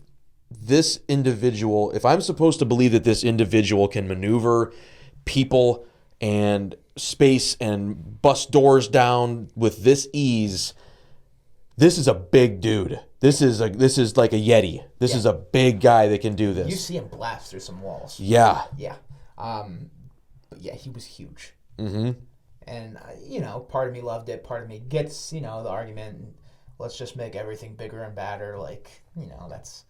It's an eye roll thing, though, I feel like. Yeah, it's... Because for anybody who's smart and who, for the non-average horror consumer, they're going to see it and just roll their eyes at it, I think. I think, though, when you're talking about the size, I dislike it more in the fact that he was not that big of a kid. More than, like, oh, they did that because he's bigger and badder. Like, I would see that argument before I would see... Because, I mean, let's be real, like, he was a small kid. He wasn't like a gigantic kid, yeah. He wasn't like... I don't know how old he was supposed to be, like 10 or something like that. Yeah. But yeah, he wasn't like a gigantic kid. He had a growth spurt. Terrifying kid. Yeah. That kid, shout out to Dag, but that kid still to this day is one of the most scary individuals I've ever seen. He also did my boy dirty. What's his name? TV dropped on him. Oh, Danny Trejo. Yeah, Danny Trejo. Danny Trejo's the man. He did nothing but treat Michael right. You're right. Shout out Danny Trejo. Yeah. He was nothing but scratching Mikey's back. Poor Mikey. Yeah. He told him that, he was exactly. He babied that kid. Yeah. But didn't matter. Nope, didn't matter. He fired that Phillips down on him. So, where are you scoring this? I know this is a popular score for me, but I'm going to say a 7. 7. I'll go with you. Just slightly above average. I'm usually between 6 and 7 on this one. I'll jump in the boat with you. 7. Yep. Nothing spectacular, but Solid. Slightly above average. Yep. So now that takes us to Halloween 2. Yeah, good shit. For me, Rob Zombie's Halloween 2, 2009. Saw this one in theaters as well. 10 years old. I remember hating this at 10. I hated it at 24. Really? Yeah. There are maybe 30 minutes in this movie that I really like. Okay. But the rest of it is just not there for me. Yeah. One of the coolest shots I remember from the movie was when Michael is on a street that's slightly raised from a field. And I don't know what car they got, but it might be like a Gremlin or something. He is enormous when he's tipping that car off the road. Yeah. That is like one of the coolest, like Rob Zombie-esque shots. I know Michael's not that big. I know it's an exaggeration. I know I'm going to get flamed for thinking that that's cool. But I think you have to make something your own. And I think Rob Zombie did make something his own in that movie. Now, having said that, knowing what I know now about those productions, I sort of, while not liking the movie, I respect it. Yeah. Because they had a hard time, because Rob Zombie was originally signed to a 3-picture deal. Mm-hmm. And he was so miserable with dealing with that studio. While they were shopping for Halloween 2 directors, Rob Zombie said, I'll just do it if you let me get out of the 3rd picture. Yeah. And they said, okay, go ahead. And he almost wasn't there. He was going to try to kill off the whole franchise. And he made a lot of decisions initially, from my understanding, that were maybe strange. Yeah. But I have to respect the fact that he was like, you know what? I'm going to take it. I'm going to make it mine. And I'm not going to apologize for it. Yeah, and for me, I like the first 20 minutes. The hospital stuff's great. I hate that it's a dream. Do you? Yeah. Do you hate that Danielle Harris dies? Dude, that it's sad. Brutal. Very, very sad. In my opinion, some of the best acting in a horror movie. I mean, I can't imagine putting these girls through this on set. I mean, I'm sure it took a week to shoot that. That bathroom, the set design, that was one of my favorite parts. Like, after he's done, it was a nightmare. That place was covered from head to toe. Could you imagine being the sheriff coming home and seeing your daughter like that? Yeah, And then I thought, in my opinion, one of the other reasons, I think that the Sheriff Brackett character is substantially better in the Rob Zombie movies just because it's Brad Dourif. Yeah. Brad Dourif, I can't applaud that guy enough. I do love Dourif. Yeah. I think he's criminally underrated. Yeah. I don't like what they did with Loomis in this movie. Okay. I don't. And I also hate... I know this is a very popular opinion. I hate the White Horse stuff. Okay. I do. I hate it. Every time it's on screen, I'm like, it can't get off quick enough. I think I agree with you, to be honest with you. I think if you take most of that out, it ends up going up for me. It's sort of it's kind of a strange attempt, I guess, at this abstract, larger than life. Trying to be different. I don't like that. I think that Halloween works best when it's a simple idea. I think it kills pacing. I think it does. Yeah, I think it you're slows absolutely the right. movie down exponentially for an hour and 47-minute movie, 45-minute movie. It drags. It drags. I think this is one of the movies in the franchise for me that is a chore to watch. I remember, there's quite a few scenes. There's a scene where they're at that like rave party type thing where it gets super convoluted. I'm not a huge fan of that. Her friends in this one are not nearly as likable as they were in the first Rob Zombie. Yeah. It felt Laurie sucks. It felt a little unenthused, Yeah. if anything. Laurie sucks in this movie. Not the acting. The writing of Laurie's character sucks in this movie. And obviously, like you said, with the situation with Rob, obviously, probably he wasn't putting his best foot forward. I'm sure he wasn't. But I wasn't a fan. Do you like Margot Kidder being her therapist? Yes. I love anything Margot Kidder's in. I remember the first time I saw her, I was like, wait a minute. That's Margot Kidder. Like, wow. Like, that's kind of cool they got Margot Kidder to come back. A homage to what inspired the first movie. Margot Kidder, obviously, Black Christmas, Superman. Yep. Best Lois Lane to date. Amityville Horror. Yep. Although, shame on her for not taking that production seriously. Yeah. But, I did like that. And obviously, like you said, knowing the background behind it helps it a little bit. But it's just bad writing. And it's hard to watch for me. It is. It is one of my least favorite movies of all time. Really? Yeah. Okay. Wow. I don't know if I'd go all time. I definitely would say. You know what? I wouldn't even say weakest in this franchise. There's a few movies for me that are weaker than this. Okay. You want to go scores? I go 5. 2. Yeah, I'm not a fan. That's I watched Attack of the Killer Tomatoes and I'm just like, yeah, it's not for me. See, it did escape a 1. I don't give anything less than a 1. You made a movie, you at least get 1 point. It did escape a 1 because of some of those scenes we did talk about. The dream sequence. Although I hated that it was a dream, that hospital scene was great. It's 22 minutes though. Isn't that crazy? 22 minutes just to be pulled away from you. Yep. And then I thought honestly that movie did have one of the better kills too, where I forget the gentleman's name, the actor's name, but it's when the paramedics are in the accident. Yeah. And Michael kicks the back door out and saws that guy's head off with a shard of glass. Yeah. That's intense. Insane. That's intense, man. I do hate that sequence for a minute.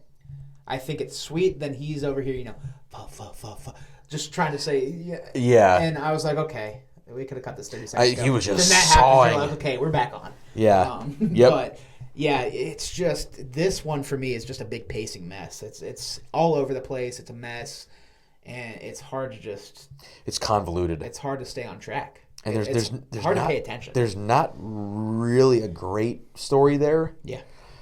There's some cool kills. There's some cool effects. The strip club stuff was pretty cool effects. Yeah. When that I forget his name. He's in the Munsters now, but he got his head kicked in back by the dumpster. Like that was intense, man. Yeah. Obviously, we won't talk about Michael talking. And there's just not enough mask in this for me either. Turning him into like homeless Michael, like vagabond Michael. Yeah. I don't hate it, but yeah, the mask. There needs to be like logistically more of the mask on him. Yeah. I don't like the idea of just like huge pieces of his beard coming through and like his eyes out, and I don't like that. Yeah.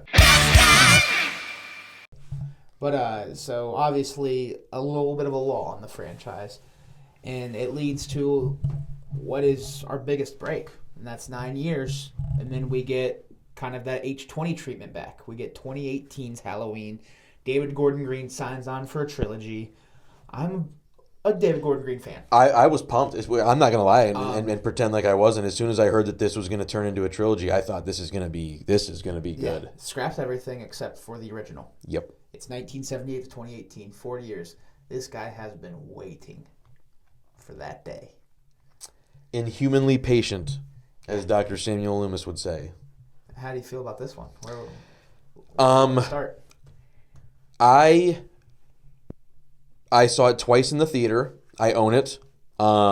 It's not a perfect movie. I think it's really well done. Yeah. I think honestly, I think it's an exceptional Halloween movie. I think that the writing is exceptional. I think that the character arc for Michael is exceptional. I think that Courtney's awesome. Yes. Yeah, I think updating things without making them grandiose is always a good thing. And we get this mask. Yes. I love that mask. Excellent mask. In my opinion, that's one of the best masks.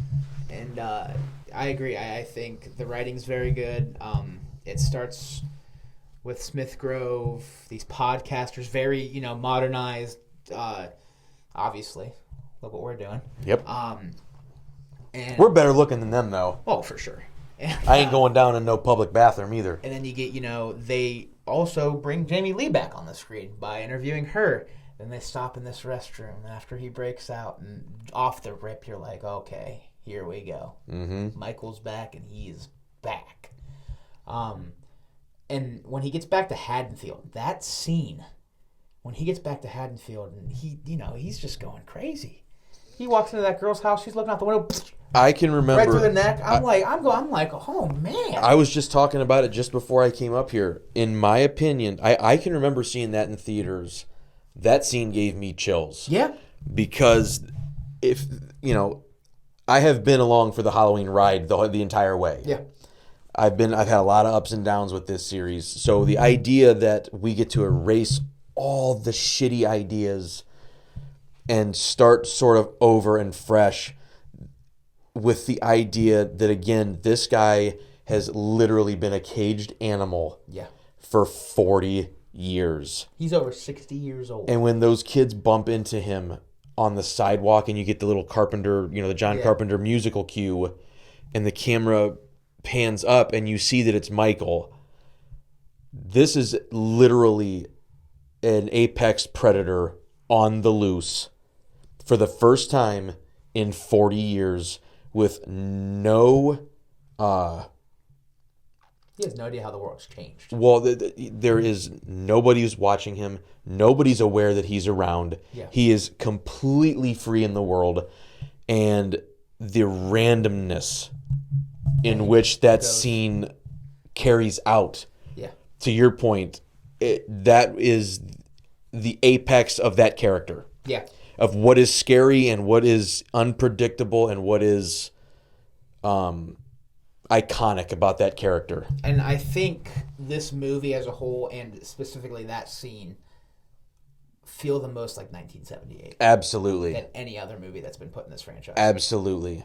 And I think that's what kind of made me love it even more, is that it felt like we finally got that Carpenter flair almost. Mm-hmm. David Gordon Green did a very good job with that. Yep. And I really like directing. I love David Gordon Green as director. I saw his new Exorcist Believer movie, and I enjoyed it more than most. I think that he does a very good job at creating shots that just add to the aesthetic of the setting, and specifically with Halloween, the fall. Between just shots of, the leaves falling, shots down the street, and all you see is these lights on and trick-or-treaters. Yep. And that's another thing that Carpenter did very well in the original 1978 was, it's Halloween. Right. They I know what you're saying. They sort of create this neighborhood atmosphere of... Small town.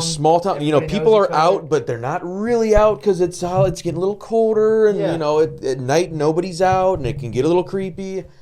I absolutely know what you're saying. That film was actually shot where a friend of mine lives in South Carolina. Really? Yeah. In the same city, in the same part of the city that he lives. So he was able to go down and sort of watch part of that stuff happening. That's awesome. Yeah. That'd be so cool. But yeah, in touching, you talked about we get a good character arc from Michael. I liked the introduction. I thought Allison was a good character. I thought the mom, for me, Judy Greer does a great job at playing a flat mom whose childhood has been ruined. You know what I mean? Like she goes to that monologue where she's like, she plays a great 40-year-old suburban mom. When I was a kid, my mom, and she just goes on in that monologue, and so monotone, but it's like it works. Mm-hmm. And she's good. I'm not taking anything away from her. Judy Greer's great. Yeah, and we get another great third act. I agree. In my opinion, the only great third act in this new trilogy. The trapping, and that is awesome. I agree. I think the cat and mouse game of that third act I can't do it. Really worked. I can't do it. He steps around. Yep. Gotcha. Yeah. Yep, I think that really works. I think honestly, I think everything works for that third act. Yeah. Down to the severed head in the lap of the cop, like every single thing leading up to it is really cool. The head smush. Oh my God, that was like a pumpkin. Yeah. Unbelievable.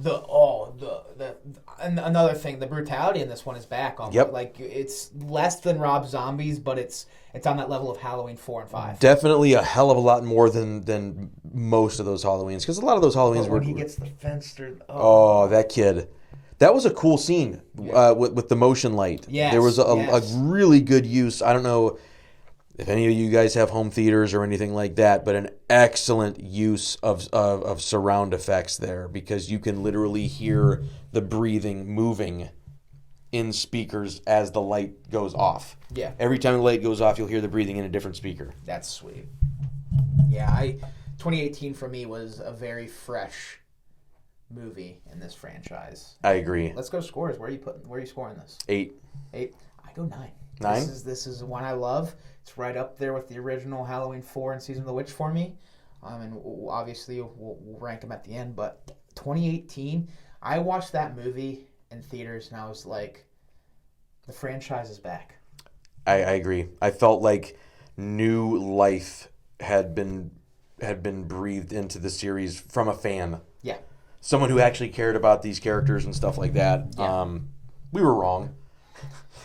But it felt like that. The 2018 one was that. Yeah. And so we'll jump to 2021. Obviously, I believe this one was delayed a little bit because of the pandemic, but 2021 we get Halloween Kills. This is a Peacock release. This is when theaters were still iffy on if they should open. That kind of took away from it for me. I agree. I did have a great watch experience for this first one because my mom put it on a projector in our backyard like in October when it came out. That's cool. We're sitting and you almost feel like you're in the movie because you're outside.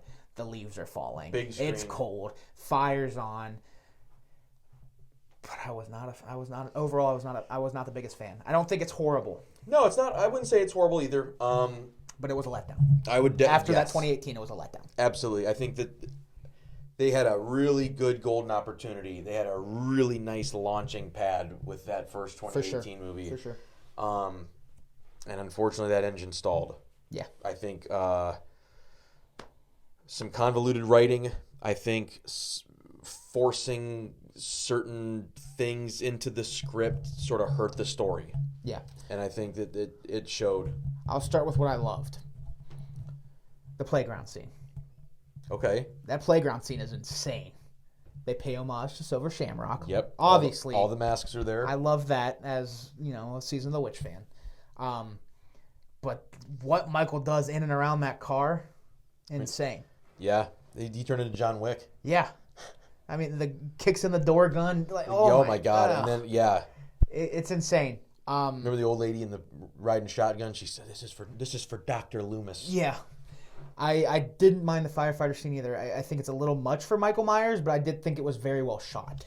It was cool. Like it looked cool. Him coming out of fire and that was sweet. It was cool. It looked cool. But the idea of Michael stepping onto a porch, seeing half a dozen firemen out there in front of him, and deciding that we're going to just mow through these guys very action movie. It doesn't feel like Michael. Now, let's go with hates. I hate Tommy Doyle. When that movie was playing, got to the point where I was like, if I hear Evil Dies Tonight one more time, I might jump into this fire. I might hit the patron next to me. Yeah.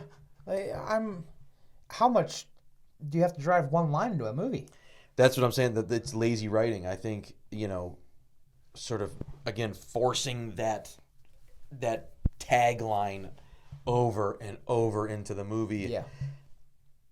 We're a smart audience, man. I think that the horror audience is exceptionally smart, and we don't like to have our intelligence insulted. And that movie was borderline on insulting our intelligence. Yeah. And so the cool thing that David Gordon Green does with this movie, I will say, obviously the first one felt a lot like 78. Mm-hmm. This one felt a lot like Halloween 2. You get the hospital scene. I didn't like the hospital nearly as much. Now it was full, but man, that mob mentality pushing that guy out the window, I hated that. Yeah, this sort of, it really felt like to me it felt like that was never part of the movie. Yeah. And it felt like that they went back and reshot that and rewrote part of that just to have a social commentary in the movie. Yeah. And I know the push on this new trilogy and Kills and Ends fell short on this, and we'll get into Ends. Obviously, Michael versus Laurie. But I didn't mind the lack of that as much as most, because I thought Allison was a good character. I think Allison, honestly, she's an exceptional character. I think, again, she's not stupid. She's resourceful. She's smart. I don't think she's a lamb to the slaughter. Yeah. And then, Michael gets to the house. I didn't mind Big John and Little John. I thought they were a fun little addition. That was a cool house. Yeah. Like the house itself, I remember looking around and being like, wow, that's a really nice house. I liked Big John and Little John. But getting into towards the end where, Karen dies, Judy Greer. Allison's boyfriend, he bites the bullet. Couldn't happen to a nicer kid. Yeah. And Fuck him. Yeah. That was Pardon good. my French. I thought that was good. Yeah, it was good. It was really good. But then once it got to the mob and Michael started running through them again like it was John, I was like... he turned into total Western gunman. He got his mask knocked off. He got his fictitious, his gunman's hat and put it back on and got his posture right and just went on what can only be described as just a kill rampage. Yeah. I mean, he probably killed 24 people there. Yeah, easily. And it was not because of the violence or anything like that, but it was just over the top. Yeah. I think there was enough here for this movie to say that it was all right. Mm-hmm. I would give it a 6. I'm going to go 5. I liked it a step above H20, but not much more. Yeah, I'm almost right there with you. I would say 5. Okay. So that takes us to the latest installment, but not the last, as we've found out in the last couple of weeks. Right, which, again, I don't know how I feel about. It's hard to gauge. Yeah, I need to hear more of their plans. Right, I want to be really hopeful, but I got to guard myself. But exactly.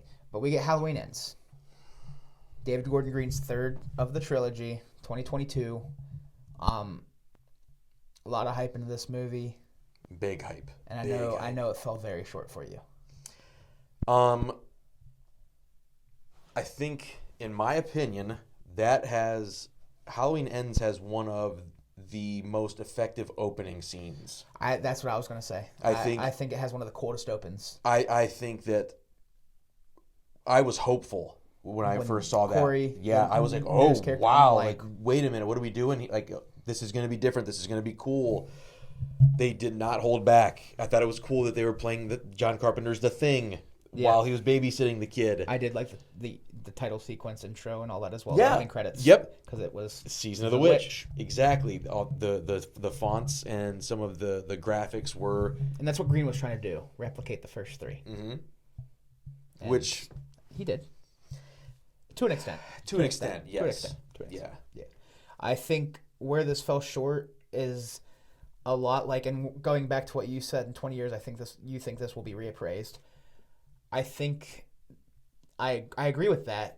I liked this movie more than most. I enjoyed this movie, and not nearly as much as I obviously loved Season of the Witch, but I think I'm not the type of fan that has to have Michael. And obviously Michael's in this, but not nearly as much as everyone would have thought. And I personally liked the take on Corey Cunningham. Like you said, I love that open. I like his character arc, how he's kind of like, nobody goes around him because he's a killer. Right. But then he gets, sort of the darkness. Or it whatever. almost feels very Curse of Thorn-esque. Very, very much so, because it feels like this kid, for every reason, he doesn't want to be evil. Yeah. He doesn't want to be this. And I think that's why I liked it more than most. Not one of my favorites of the franchise. I won't say that, but probably closer to the bottom. But it was almost catered to me, I feel like. Because I do love that Season of the Witch. I do love that Curse of Thorn storyline. And that's almost what it felt like. I could see that. To me, I'm not against the Corey Cunningham angle, okay? Yeah. I think a smart writer would have never had Allison with the original boyfriend. Corey Cunningham from the start. Corey Cunningham from the start. Okay. If we are going to make this transition from Michael to Corey, then we need to be familiar with Corey and his character a hell of a lot sooner than 40 minutes into the third movie. You almost feel like that they didn't know what they were going to do with the third movie. I think what happened is they hit that third movie and went, oh shit. Yeah. We got to figure this out. Well, let's give it a boyfriend. And it felt very kind of pieced together. Okay. I see that. And I think if a little bit more care had been taken, theoretically, if he would have been her boyfriend, went into the house and kills and not have been killed, Michael saw something in him not to kill him. Yeah. He's still around. Now we know why he didn't kill him. He saw something in him that will sort of blossom later on in movies. I feel like you have to give the audience a little bit of time with characters. You can't just sort of say, he's the boyfriend now, he's Michael now, and eat shit. I think that's what they try to do with that cold open, is like, all right, this is how we're going to really introduce his character. Right. And it was excellent. Like, that scene was awesome. Given the situation they were in, where he hadn't been an introduced character, I agree. I think they did that very well, in the sense that cold open, I mean, it had me hooked. Mm-hmm. That's what you call a hook, right there. Mm-hmm. And there's other movies that have done this very well. Evil Dead Rise. The first 5 minutes of that movie, or 7 minutes, whatever. You're like, I'm in till the end. And so I think that did a very good job at gaining your attention. I agree. Especially in an age where attention is hard to grab. But I see flaws in it. I do. There's things that I would have changed. I felt the Laurie versus Michael was a little rushed at the end. It was a little underwhelming. Yeah. But I do think the way that they got rid of him was like, well, there's no chance he's coming back. I mean, those effects teams are incredible. Yeah. I don't think it's K&B that did Halloween, but whoever did it was incredible. Yeah. I think the refrigerator sort of smashing, pinning him down, and yeah, that was a cool sort of realistic ending. He ain't coming back from that. No. And if he does, it's now a monster movie. It's the Blob. Right. But if you would have told me that in this movie that a 19 or 20-year-old kid is going to have a pillow fight with Michael Myers in the sewer and best him, I wouldn't have went and saw it. I'd have been like, that's silly. That's really silly. That's fair. I do like, one of my favorite parts of David Gordon Green, whether the movie's written well or not, I do love his cinematography. Usually top notch. It looks great. It always looks excellent. Very well shot movie, and that's always a nod I got to give him. Watching his trilogy was very easy on the eyes. I agree. I think that, even with the writing of Tommy Doyle, and whether you liked Corey Cunningham or not, the movies were easy to watch. They looked and stunning. The presentation was very, very, very good. Yeah, and so let's go scores here on Ends. I know you're not a fan of Ends. I'm gonna go 3. 3. Okay, for me, this is borderline a hot take, I guess. Okay. A 7. Okay. I enjoyed Halloween Ends. I did. I sat there, I watched that movie, and I left the theater, and like you said earlier, I was like, it was good. It wasn't anything to write home about. Again, another one of those movies. It's not like one where I'm like, Mom, guess what I just watched? Right. But it was enough for me to want to watch it again. Exactly. Which, I guess, maybe I'm too hard on it. But I I'm hard on Halloween too. So we all have that. Like Halloween 2 Rob Zombie. Right. Not I just think that there were a lot of missed opportunities with that. They could have done a lot. Yeah. With Michael, a better killing of Michael.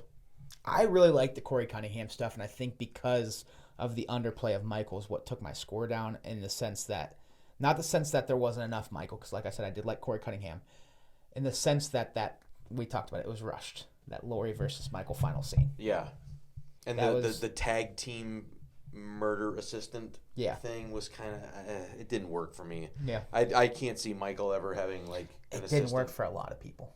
Trust me, you're not. When you're saying you're hard on it, I'm in the vast minority saying I like this movie. But I hear a lot of people say they like it, man. Really? Oh yeah. I feel like every time I say that, they're like, really? But I know it's weird because I am such a diehard fan of the franchise. Yeah. For me to love this movie is definitely weird because I feel like the people that hate this movie the most are the biggest fans of Halloween. I would probably agree with that. I think some of the older... More of the casual fans probably like it. Yeah, I think but I'm not a casual fan, and I did enjoy it. Yep, like your harder core, older school generation that grew up with those first movies don't jive with it too much. Yeah. We've went through all 13 movies. And with 13 movies comes 5 timelines, believe it or not. Yes. So exceptional complexity. So Season of the Witch. Let's get that out of the way. That's it's on its own. One timeline. Halloween 2, 4, 5, 6 is another timeline. So you've got, the introduction of this character into the Curse of Thorn storyline is what they call that one. Yep. You then have Halloween 2 to H20 to Resurrection. Which is considered the Michael timeline. The Laurie Strode timeline, yeah. Right. Then you have Rob Zombies 2. That's another one. And then you have Halloween 1 to 2018. There's no Halloween 2 in this one. There's no 2, correct. To Kills Ends. Right. And that's the 40-year resurgence, Michael versus Laurie, final battle type of thing. He waited 40 years. What timeline do you prefer? Do you want to rank them? Quick fire off the mind, rank them? I'm glad you asked. Yeah? Because I just happened to bring my little key piece of paper right here. Ranking the timelines. Where I ranked the franchise and the timelines. Okay. So let's start at the bottom. Okay. Least favorite timeline? Least favorite timeline. If I had to pick, I'm just going to say Rob Zombies. I'm in agreement. I think... It's kind of the weakest. I think it could have been higher if we got a third movie, maybe. But that second one, for me, killed it. I feel like we got a decent 1.5 movies. Yeah. I 100% agree with that. That's the perfect line right there. We got a 1.5 movies from Rob Zombie. Yep. All right, so fourth. From there, I think I'm going to go with the Michael timeline where it's... To H20? 1 through Resurrection. So, wait, 1 to H20 Resurrection? No. 1, 2, 4, 5, all that. So Curse of Thorn? Yeah. Okay. That. For me, I'm going the H20 timeline. I'm going the 1, 2, 20 Resurrection. Just because, for me, I'm not the biggest fan of 20. Okay. I love 1 and 2. Resurrections, obviously. Not going to help the case there. Yeah. If you're not a fan of H20, you're not going to be a fan of that timeline. Right. So that's my 4. Where you? Let's go. My 3 now. My 3 is going to be Season of the Witch. Okay. For me, I think here, this is where it gets tough. I'm going to go Season of the Witch as well. And I know what you're thinking. Like, that's a 10 out of 10 movie for me. It's just because it's one movie. Right. That's kind of the only thing. It stands on its own. It doesn't have the weight that the rest of it does. So it's hard to say it's a top-tier timeline when it's a single movie. Right. Again, love Season of the Witch, but I'm going to go Season of the Witch timeline on 3. So what do you have 2? My number 2 timeline, I'm going to say... Boy, oh boy. It could be a toss-up, to be honest with you, Will. Yeah. Between, the one straight to 2018... Either one, to be honest with you, that's a toss-up at any given day. Okay. But the rest of them are still hardcore where they stand. For me, I'm going to go 2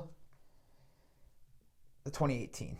Okay. And I do like, ends more than most, kills a little lackluster. I love 1 to 2018. If that was it, it might be my top choice. But for me, as a big Curse of Thornton guy, that my top line is 1, 2, 4, 5, 6. The Michael, the Thorn timeline. Yeah. Which is understandable. I mean, that's you're staying with the main thread of who we're here to see. Yeah. I get it. Yeah. I totally and it's crazy because, like I said, it's not like Michael has to be in it for me to love it. No. But 1, 4, 5, and 6, just do it. Or 1, 2, 4, 5, and 6, do it for me. Right. Do it for me.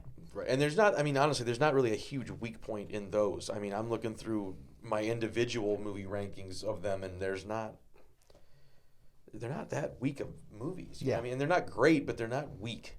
And it's crazy, you can have fun with any of these timelines. For a 13-movie franchise, 5 different timelines, you can have fun with any of them. Mm-hmm. And it makes it fun rewatching, too. Because if you watch that first one, you can go any route you want. I was going to say, you can watch 2018 next, and you're not missing anything. Exactly. You can go 1 to 11. Which is crazy. I don't know of any other franchise, honestly, in existence that you can do that. You can go, 1 to H20 Resurrection, then watch Season of the Witch. Right. Didn't miss anything. Right. And you're still in the main vein of that story. Yeah, it makes it unique. Absolutely. And there's absolutely. It's fun watching no matter what route you go, honestly. Yep, honestly. for sure. Unless, you get into that second Halloween by Rob Zombie. For me. There's some Moody Blues in that. Yeah. Nice and White Satin. Yeah. And the first one's music doesn't line up with the time, but let's talk about some hot questions, hot debates in this franchise. So first we'll start with Loomis. Pleasance. All right. Donald Pleasance and Michael McDowell. Malcolm McDowell. Sorry. Yes, no, you're totally fine. Malcolm McDowell. Oh yeah. Michael McDowell. That's the Motown guy. Yeah. Man, that's really tough. I know we talked a little bit about it earlier. I'll die on the hill that Donald Pleasance is a better Loomis. Donald Pleasance is Loomis. But I think that Malcolm McDowell is a better actor. Yes. I loved what McDowell did in the first movie. Yeah, absolutely. For me, like I said, he fell off a little bit in the second movie, with the book. The prima donna sort of thing. Yeah. He looks very, turtleneck with a nice cut beard. You like his stash and that and his little flat top thing? Yeah. It's pretty sweet. Yeah, but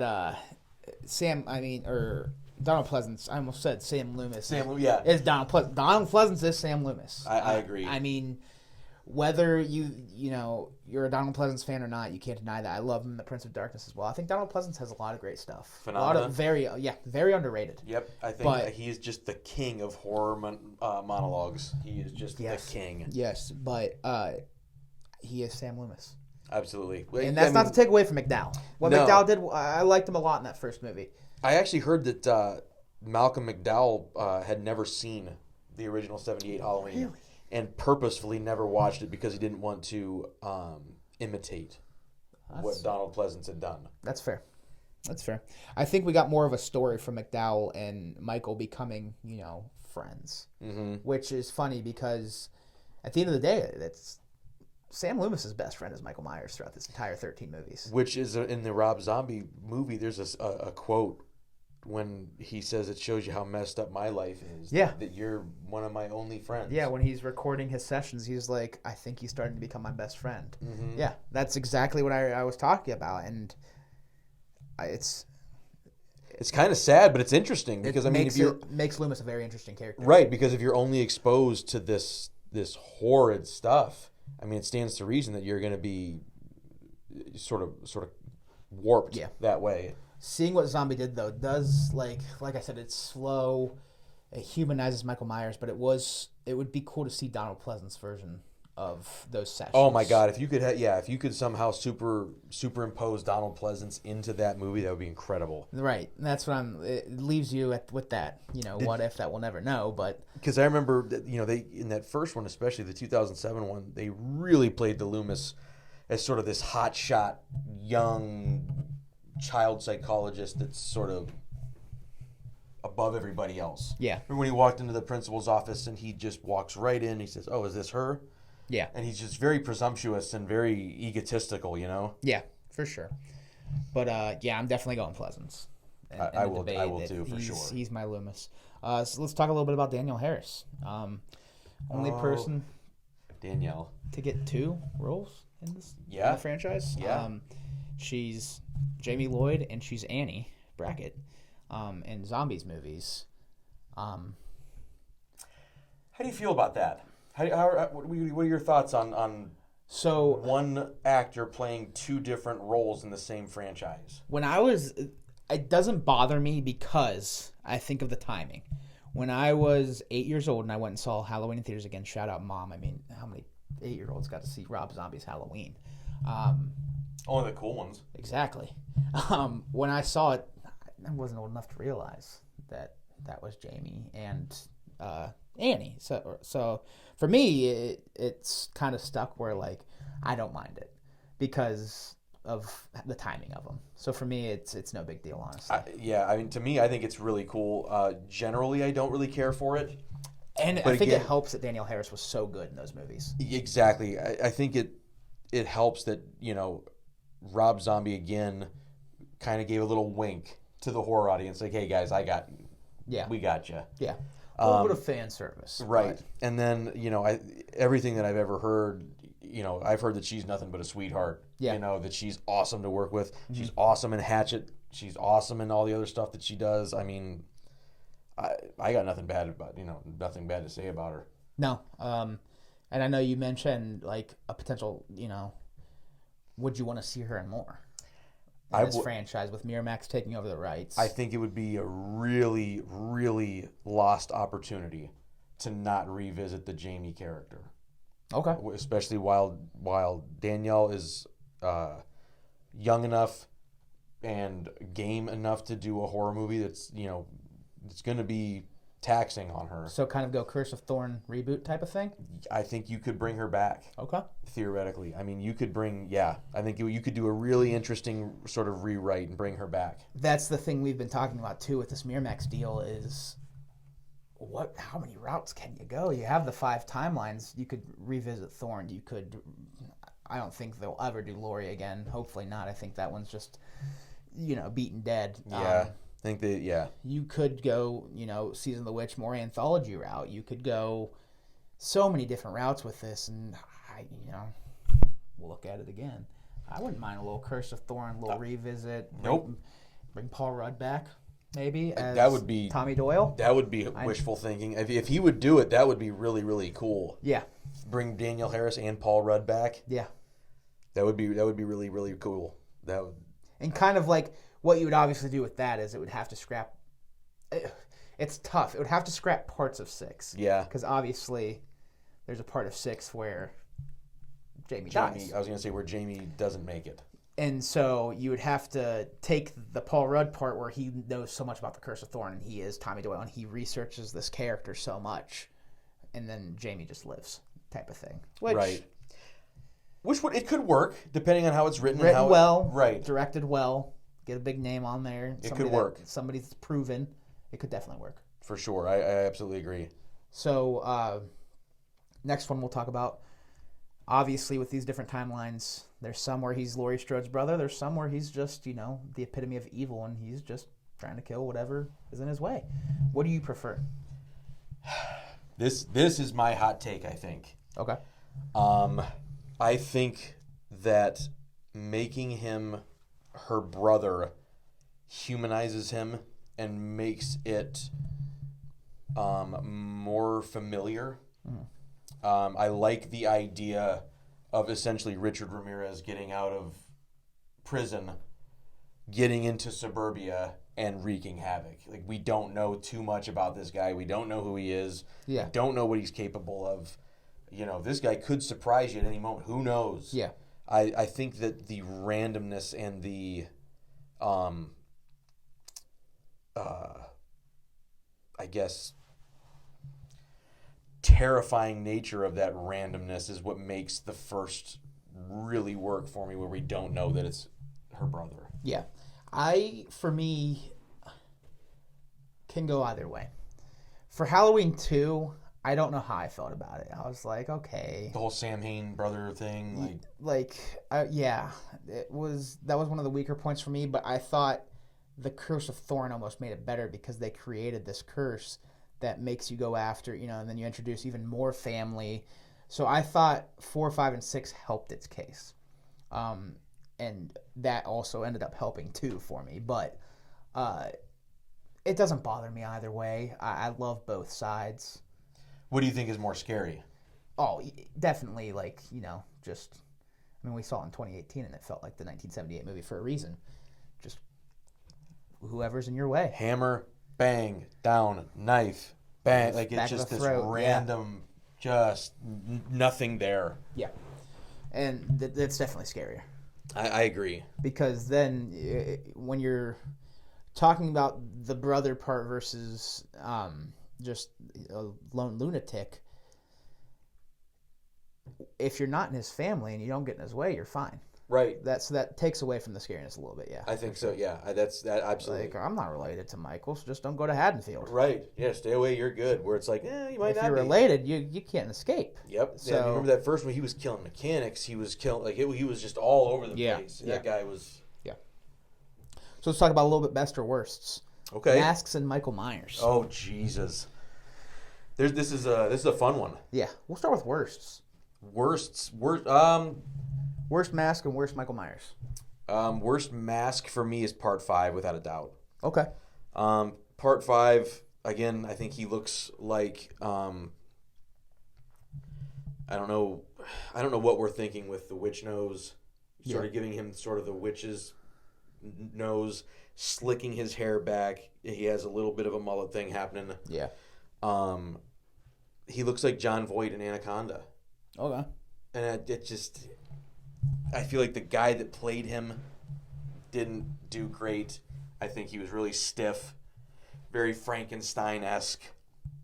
It just didn't work for me. Yeah. It just didn't. What's your worst Michael? My worst Michael, I mean, it doesn't really count as Michael, but I'm going to say Corey. Okay. Because he had the mask on, and it doesn't work for me. So that's your least favorite shape. Yep. For me, mask, it's hard to pick between H20 and Resurrection. Resurrection, I hate the eyebrows. Resurrection is a bad mask, I hate Will. the eyebrows. But I think I'm going to go H20 because, like I said, I think seeing those eyes killed a lot of those scenes for me. I think that the It takes digital away- cleanup that they did on a Yes, few of that those too. scenes was bad. And it's 98, but still, like, who's in charge of the mask that you don't have it for your scenes? Right. That's like, horrible. Right. This is like step 2. Yeah. Get Michael. Yeah. And so that's just a discussion for a different day almost. But the eyes for me take away, seeing those eyes clear as day take away from the monster. So I mean, look at this. making him That's scary. making him a human being Yeah. does make him less frightening to you. And that's the biggest takeaway from, Rob Zombie's movie is I think it's a good movie, but it gets knocked down a little bit because it humanizes him too much. I can see that. You understand the killer a little bit too much. Yeah. And then it I think him just being the epitome of evil works. is what makes him Michael Myers. And 1978 did that. 2018 did that. I could agree with that. So best. Oh, I gotta say my worst Michael. I'm gonna go Halloween 2. The Rob Zombie one, or No. the- I actually love how monstrous he is in that Rob Zombie movies, even though I hate that movie. The movie, yeah. Halloween 2, 1981. And it's not because, the kills were bad or the writing was bad. I just thought that the actor was very robotic. Extremely robotic. And it's just my least favorite character movement. There were some very Frankenstein-esque scenes in 2. And, I watched Rob Zombie's Halloween last week. I was like, he's borderline running. He was hauling ass in a couple of those, but man. in the 1981 Halloween 2, especially on stair scenes in the hospital, it's bad. You can tell he can't see in that mask. He's just, yeah. It's bad. And it sucks because I do enjoy that movie overall, but it's probably my least favorite. Michael. Michael's movements are just my least favorite. I could understand that. I absolutely agree. They really slowed him down. They almost really did just the robotic RoboCop thing. Yeah.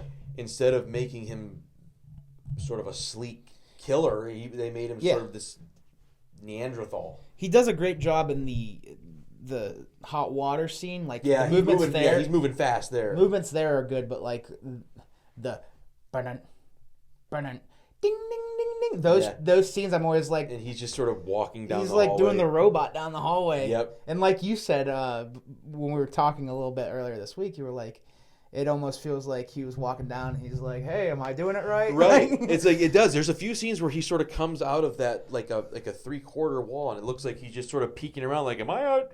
Is this okay? Is this my cue? Right. Yeah. They're like, no, keep going. Yeah. So, for me, that's that. But let's go to the good. Best mask. And best We've been dissecting these. Let's talk about the good. Yeah. Which we've given praise where it's due, but I've been harsh. yeah, I've been pretty harsh. I'm not this mean of a guy. I promise. Let's talk about good. Best mask. Best Michael. Whew. Best mask. I'm gonna say 78. Okay. The Shatner. It's iconic for a reason. It's that guy right there. It's the same mask. Yeah. Best Michael. Wow, that's a loaded question. I think I'm just gonna say the first one. Yeah. Just the randomness and the story behind it. Just his posture and a lot of that stuff. Like with the scene where he's behind the car across the street when she looks out of the library and he's just sort of standing there. And Yeah.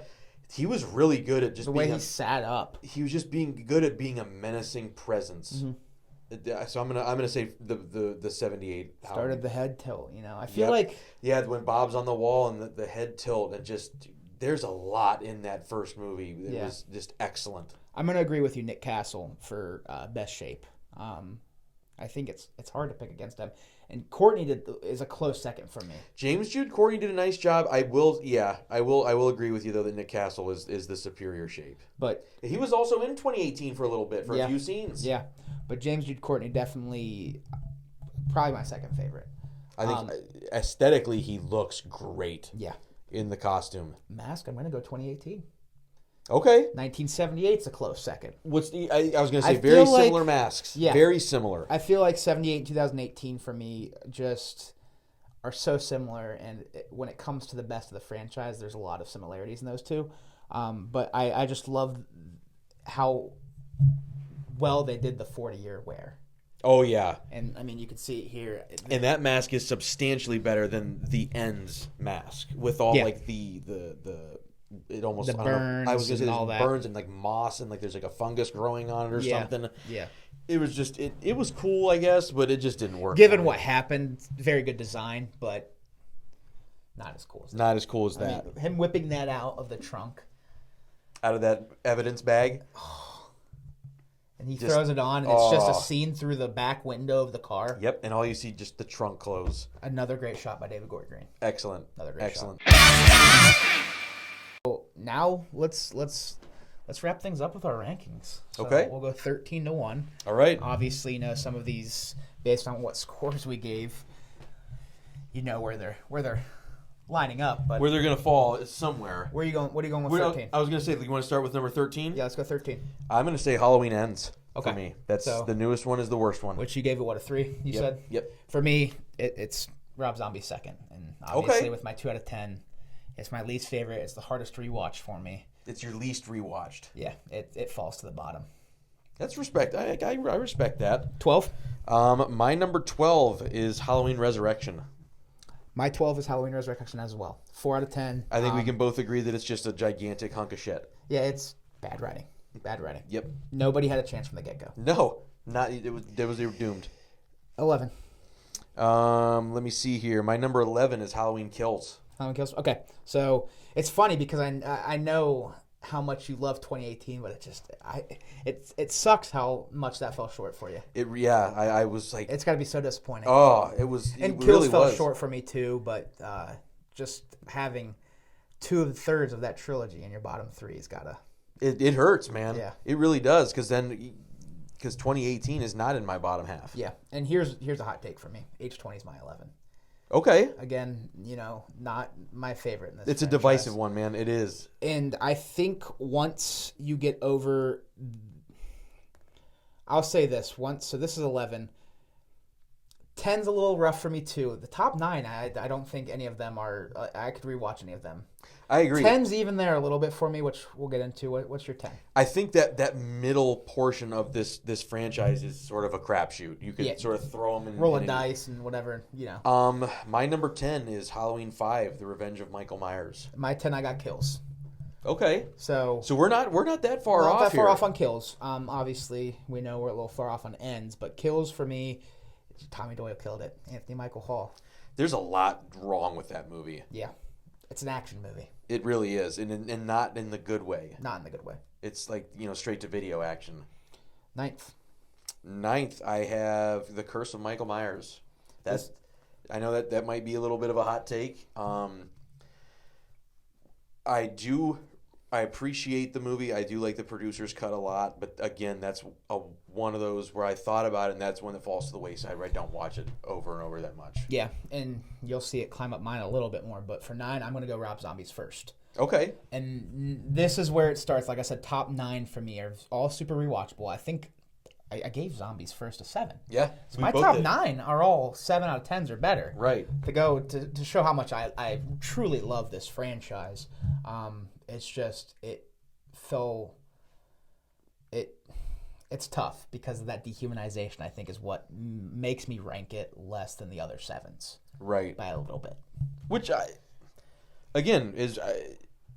I respect your opinion. I mean, you know what you're talking about. You've seen a lot of horror movies. You know what the hell's going on. I absolutely I could respect that for sure. What do you have at 8? My number 8 is Rob Zombie's H2. Okay. So you've got it kind of middle of the pack. Kind of middle of the pack.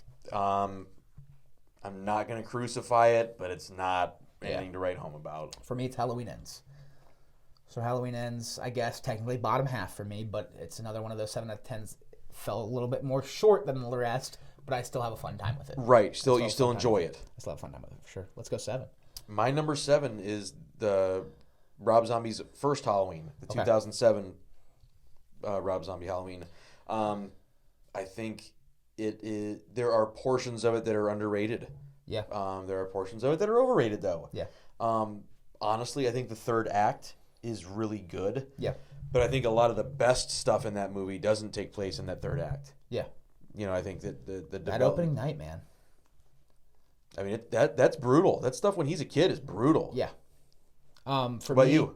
I'm going to go with The Revenge of Michael Myers. So Halloween 5. Okay.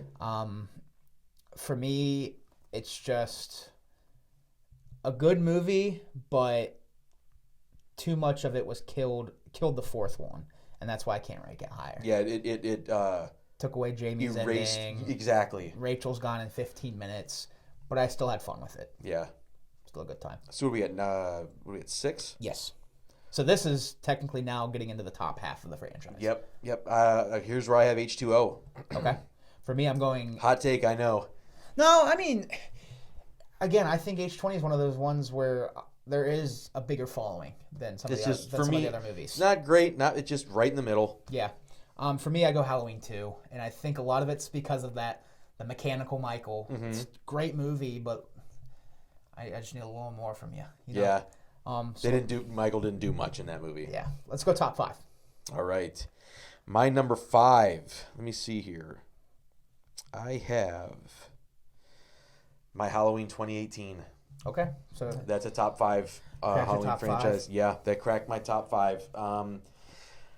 I was skeptical going in, and it made me eat my words. For sure. And it was real. I really enjoyed it. You ready for a hot take? Curse of Michael Myers is what I have in my 5. Okay. I love Paul Rudd. It's great. I mean, what's not to like? It's excellent. I love the Curse of Thorns storyline. I know it was kind of shady what happened in that interview, but it's just a movie I have fun with every time I watch it. For sure. Every time I watch it. Number 4.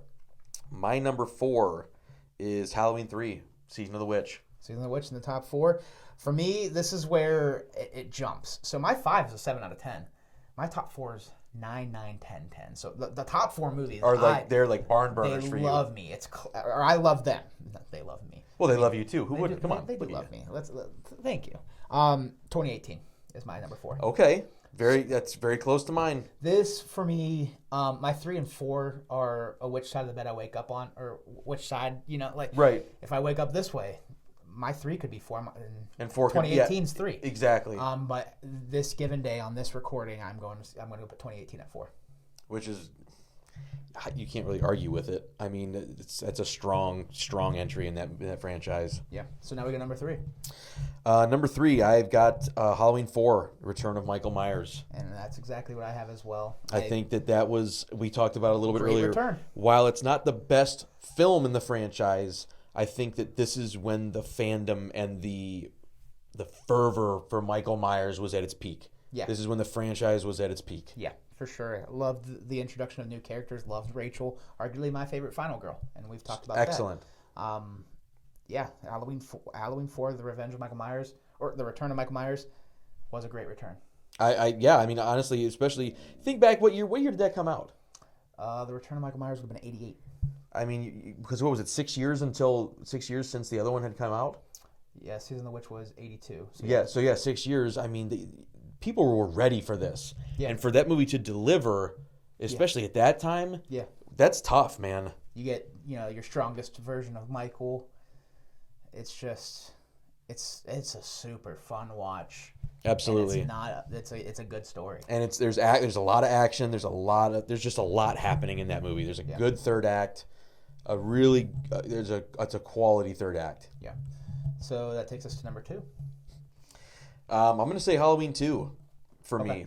Just because I know it's not the second best, but I have a really sentimental attachment to that. Yeah. I can remember literally renting that from Blockbuster with a VHS briefcase rental. Nice. VCR. I remember being a kid, kid, renting that movie and Friday the 13th and watching those movies, and just, this was the coolest. Yeah.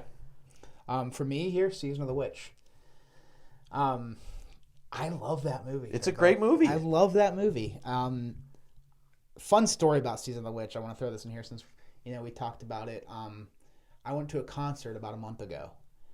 I'm walking to the show, and these people I hear jogging behind me, and I'm like, well, what's going on? And these people tap me on my shoulder. They tap me on my shoulder, and I'm like, hey, what's up? And they're like, is that a Season of the Witch tattoo on the back of your leg? You're like, yes, it is. I'm like, I could kiss you right now. And they're like, we just watched it. It needs more respect. And I'm like, oh, you guys really want to kiss right now. Right.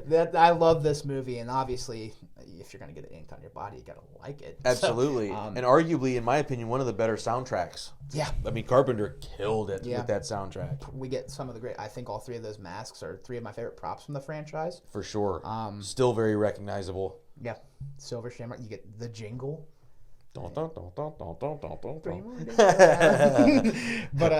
yeah, man, I love Season of the Witch. So obviously, we all know what number 1 is, and if this isn't your number 1, you're probably a casual fan.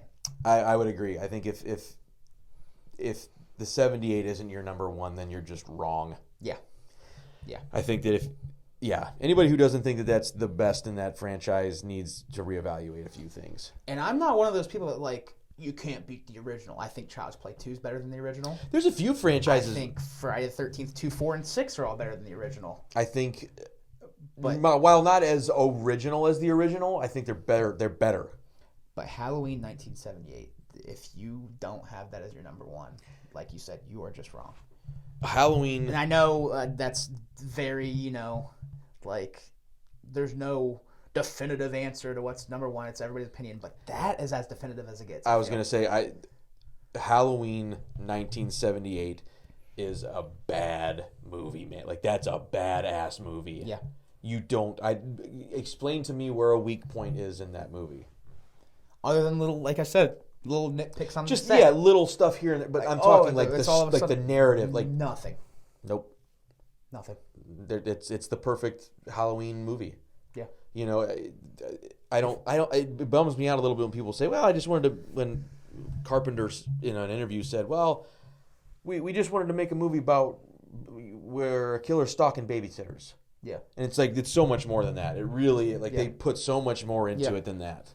I mean, if it's October and you don't watch it at least once, are you living? No. That's what I'm saying. No. If it ends in a Y and you're not watching that movie, what's the matter with you? Yeah. But it's It's as good as it gets, man. It really is. In this genre, in this It's the epitome of slasher. type of genre. Like you said, granddaddy of them all. Yep, it really is. But we've broken down Halloween, man. I was going to How say, are we feeling? we've dissected this thing. I feel pretty good. Movie to movie, hot questions, Rankings, hot takes, discussions. and we both can say this is one of our favorite franchises. Absolutely. I mean, it's almost to the point where It changed the game. yeah, it's almost to the point where for me at least, it's hard for me not to watch them all every October, even the ones I don't like. Yep, I agree. Because they're easy. I mean, they're 90-minute run times. Yeah. They're not a chore to watch. I even watched Halloween 2 this year, and I know how I feel about that one. It's just You can sit through once it. you get started, I mean, it's hard to not bust out all 13 of them, I agree.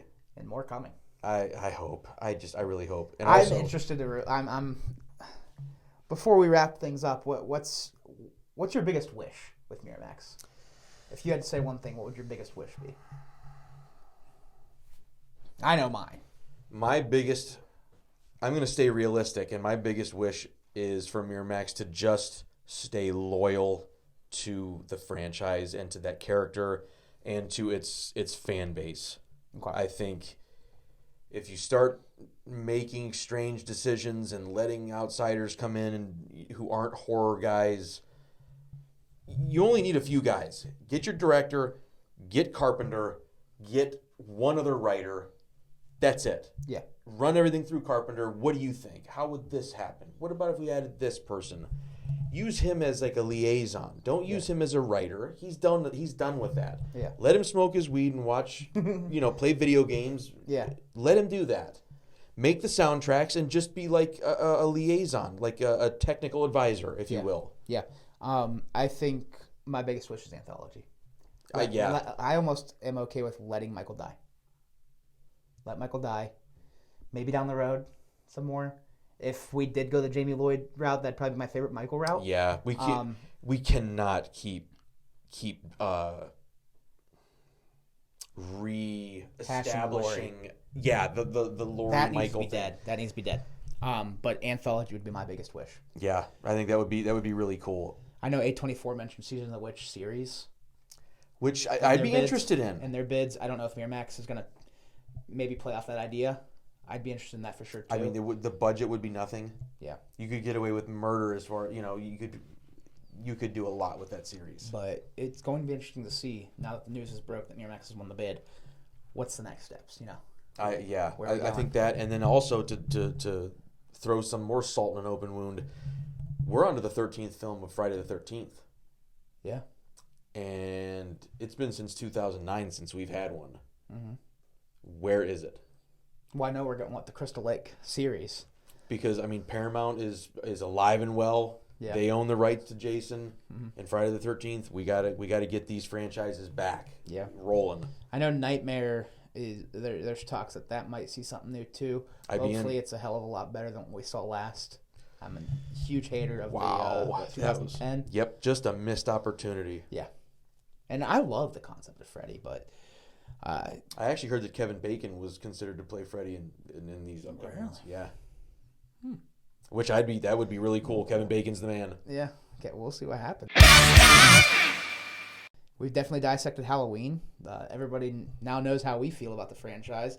Thank you for tuning in to the first video here on Fast Times with Willy B. Thank you, Turbo. Absolutely. Thank you for having me, my friend. For coming on. Thank you guys for watching and putting up with our shenanigans. For sure. If you check out other videos on the page, we'll start posting hopefully weekly here soon.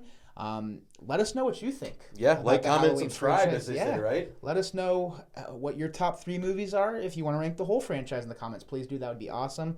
Like he said, follow, subscribe, social links in the description below, and we will talk to you all soon. Thank you so much, and have a great day. Peace.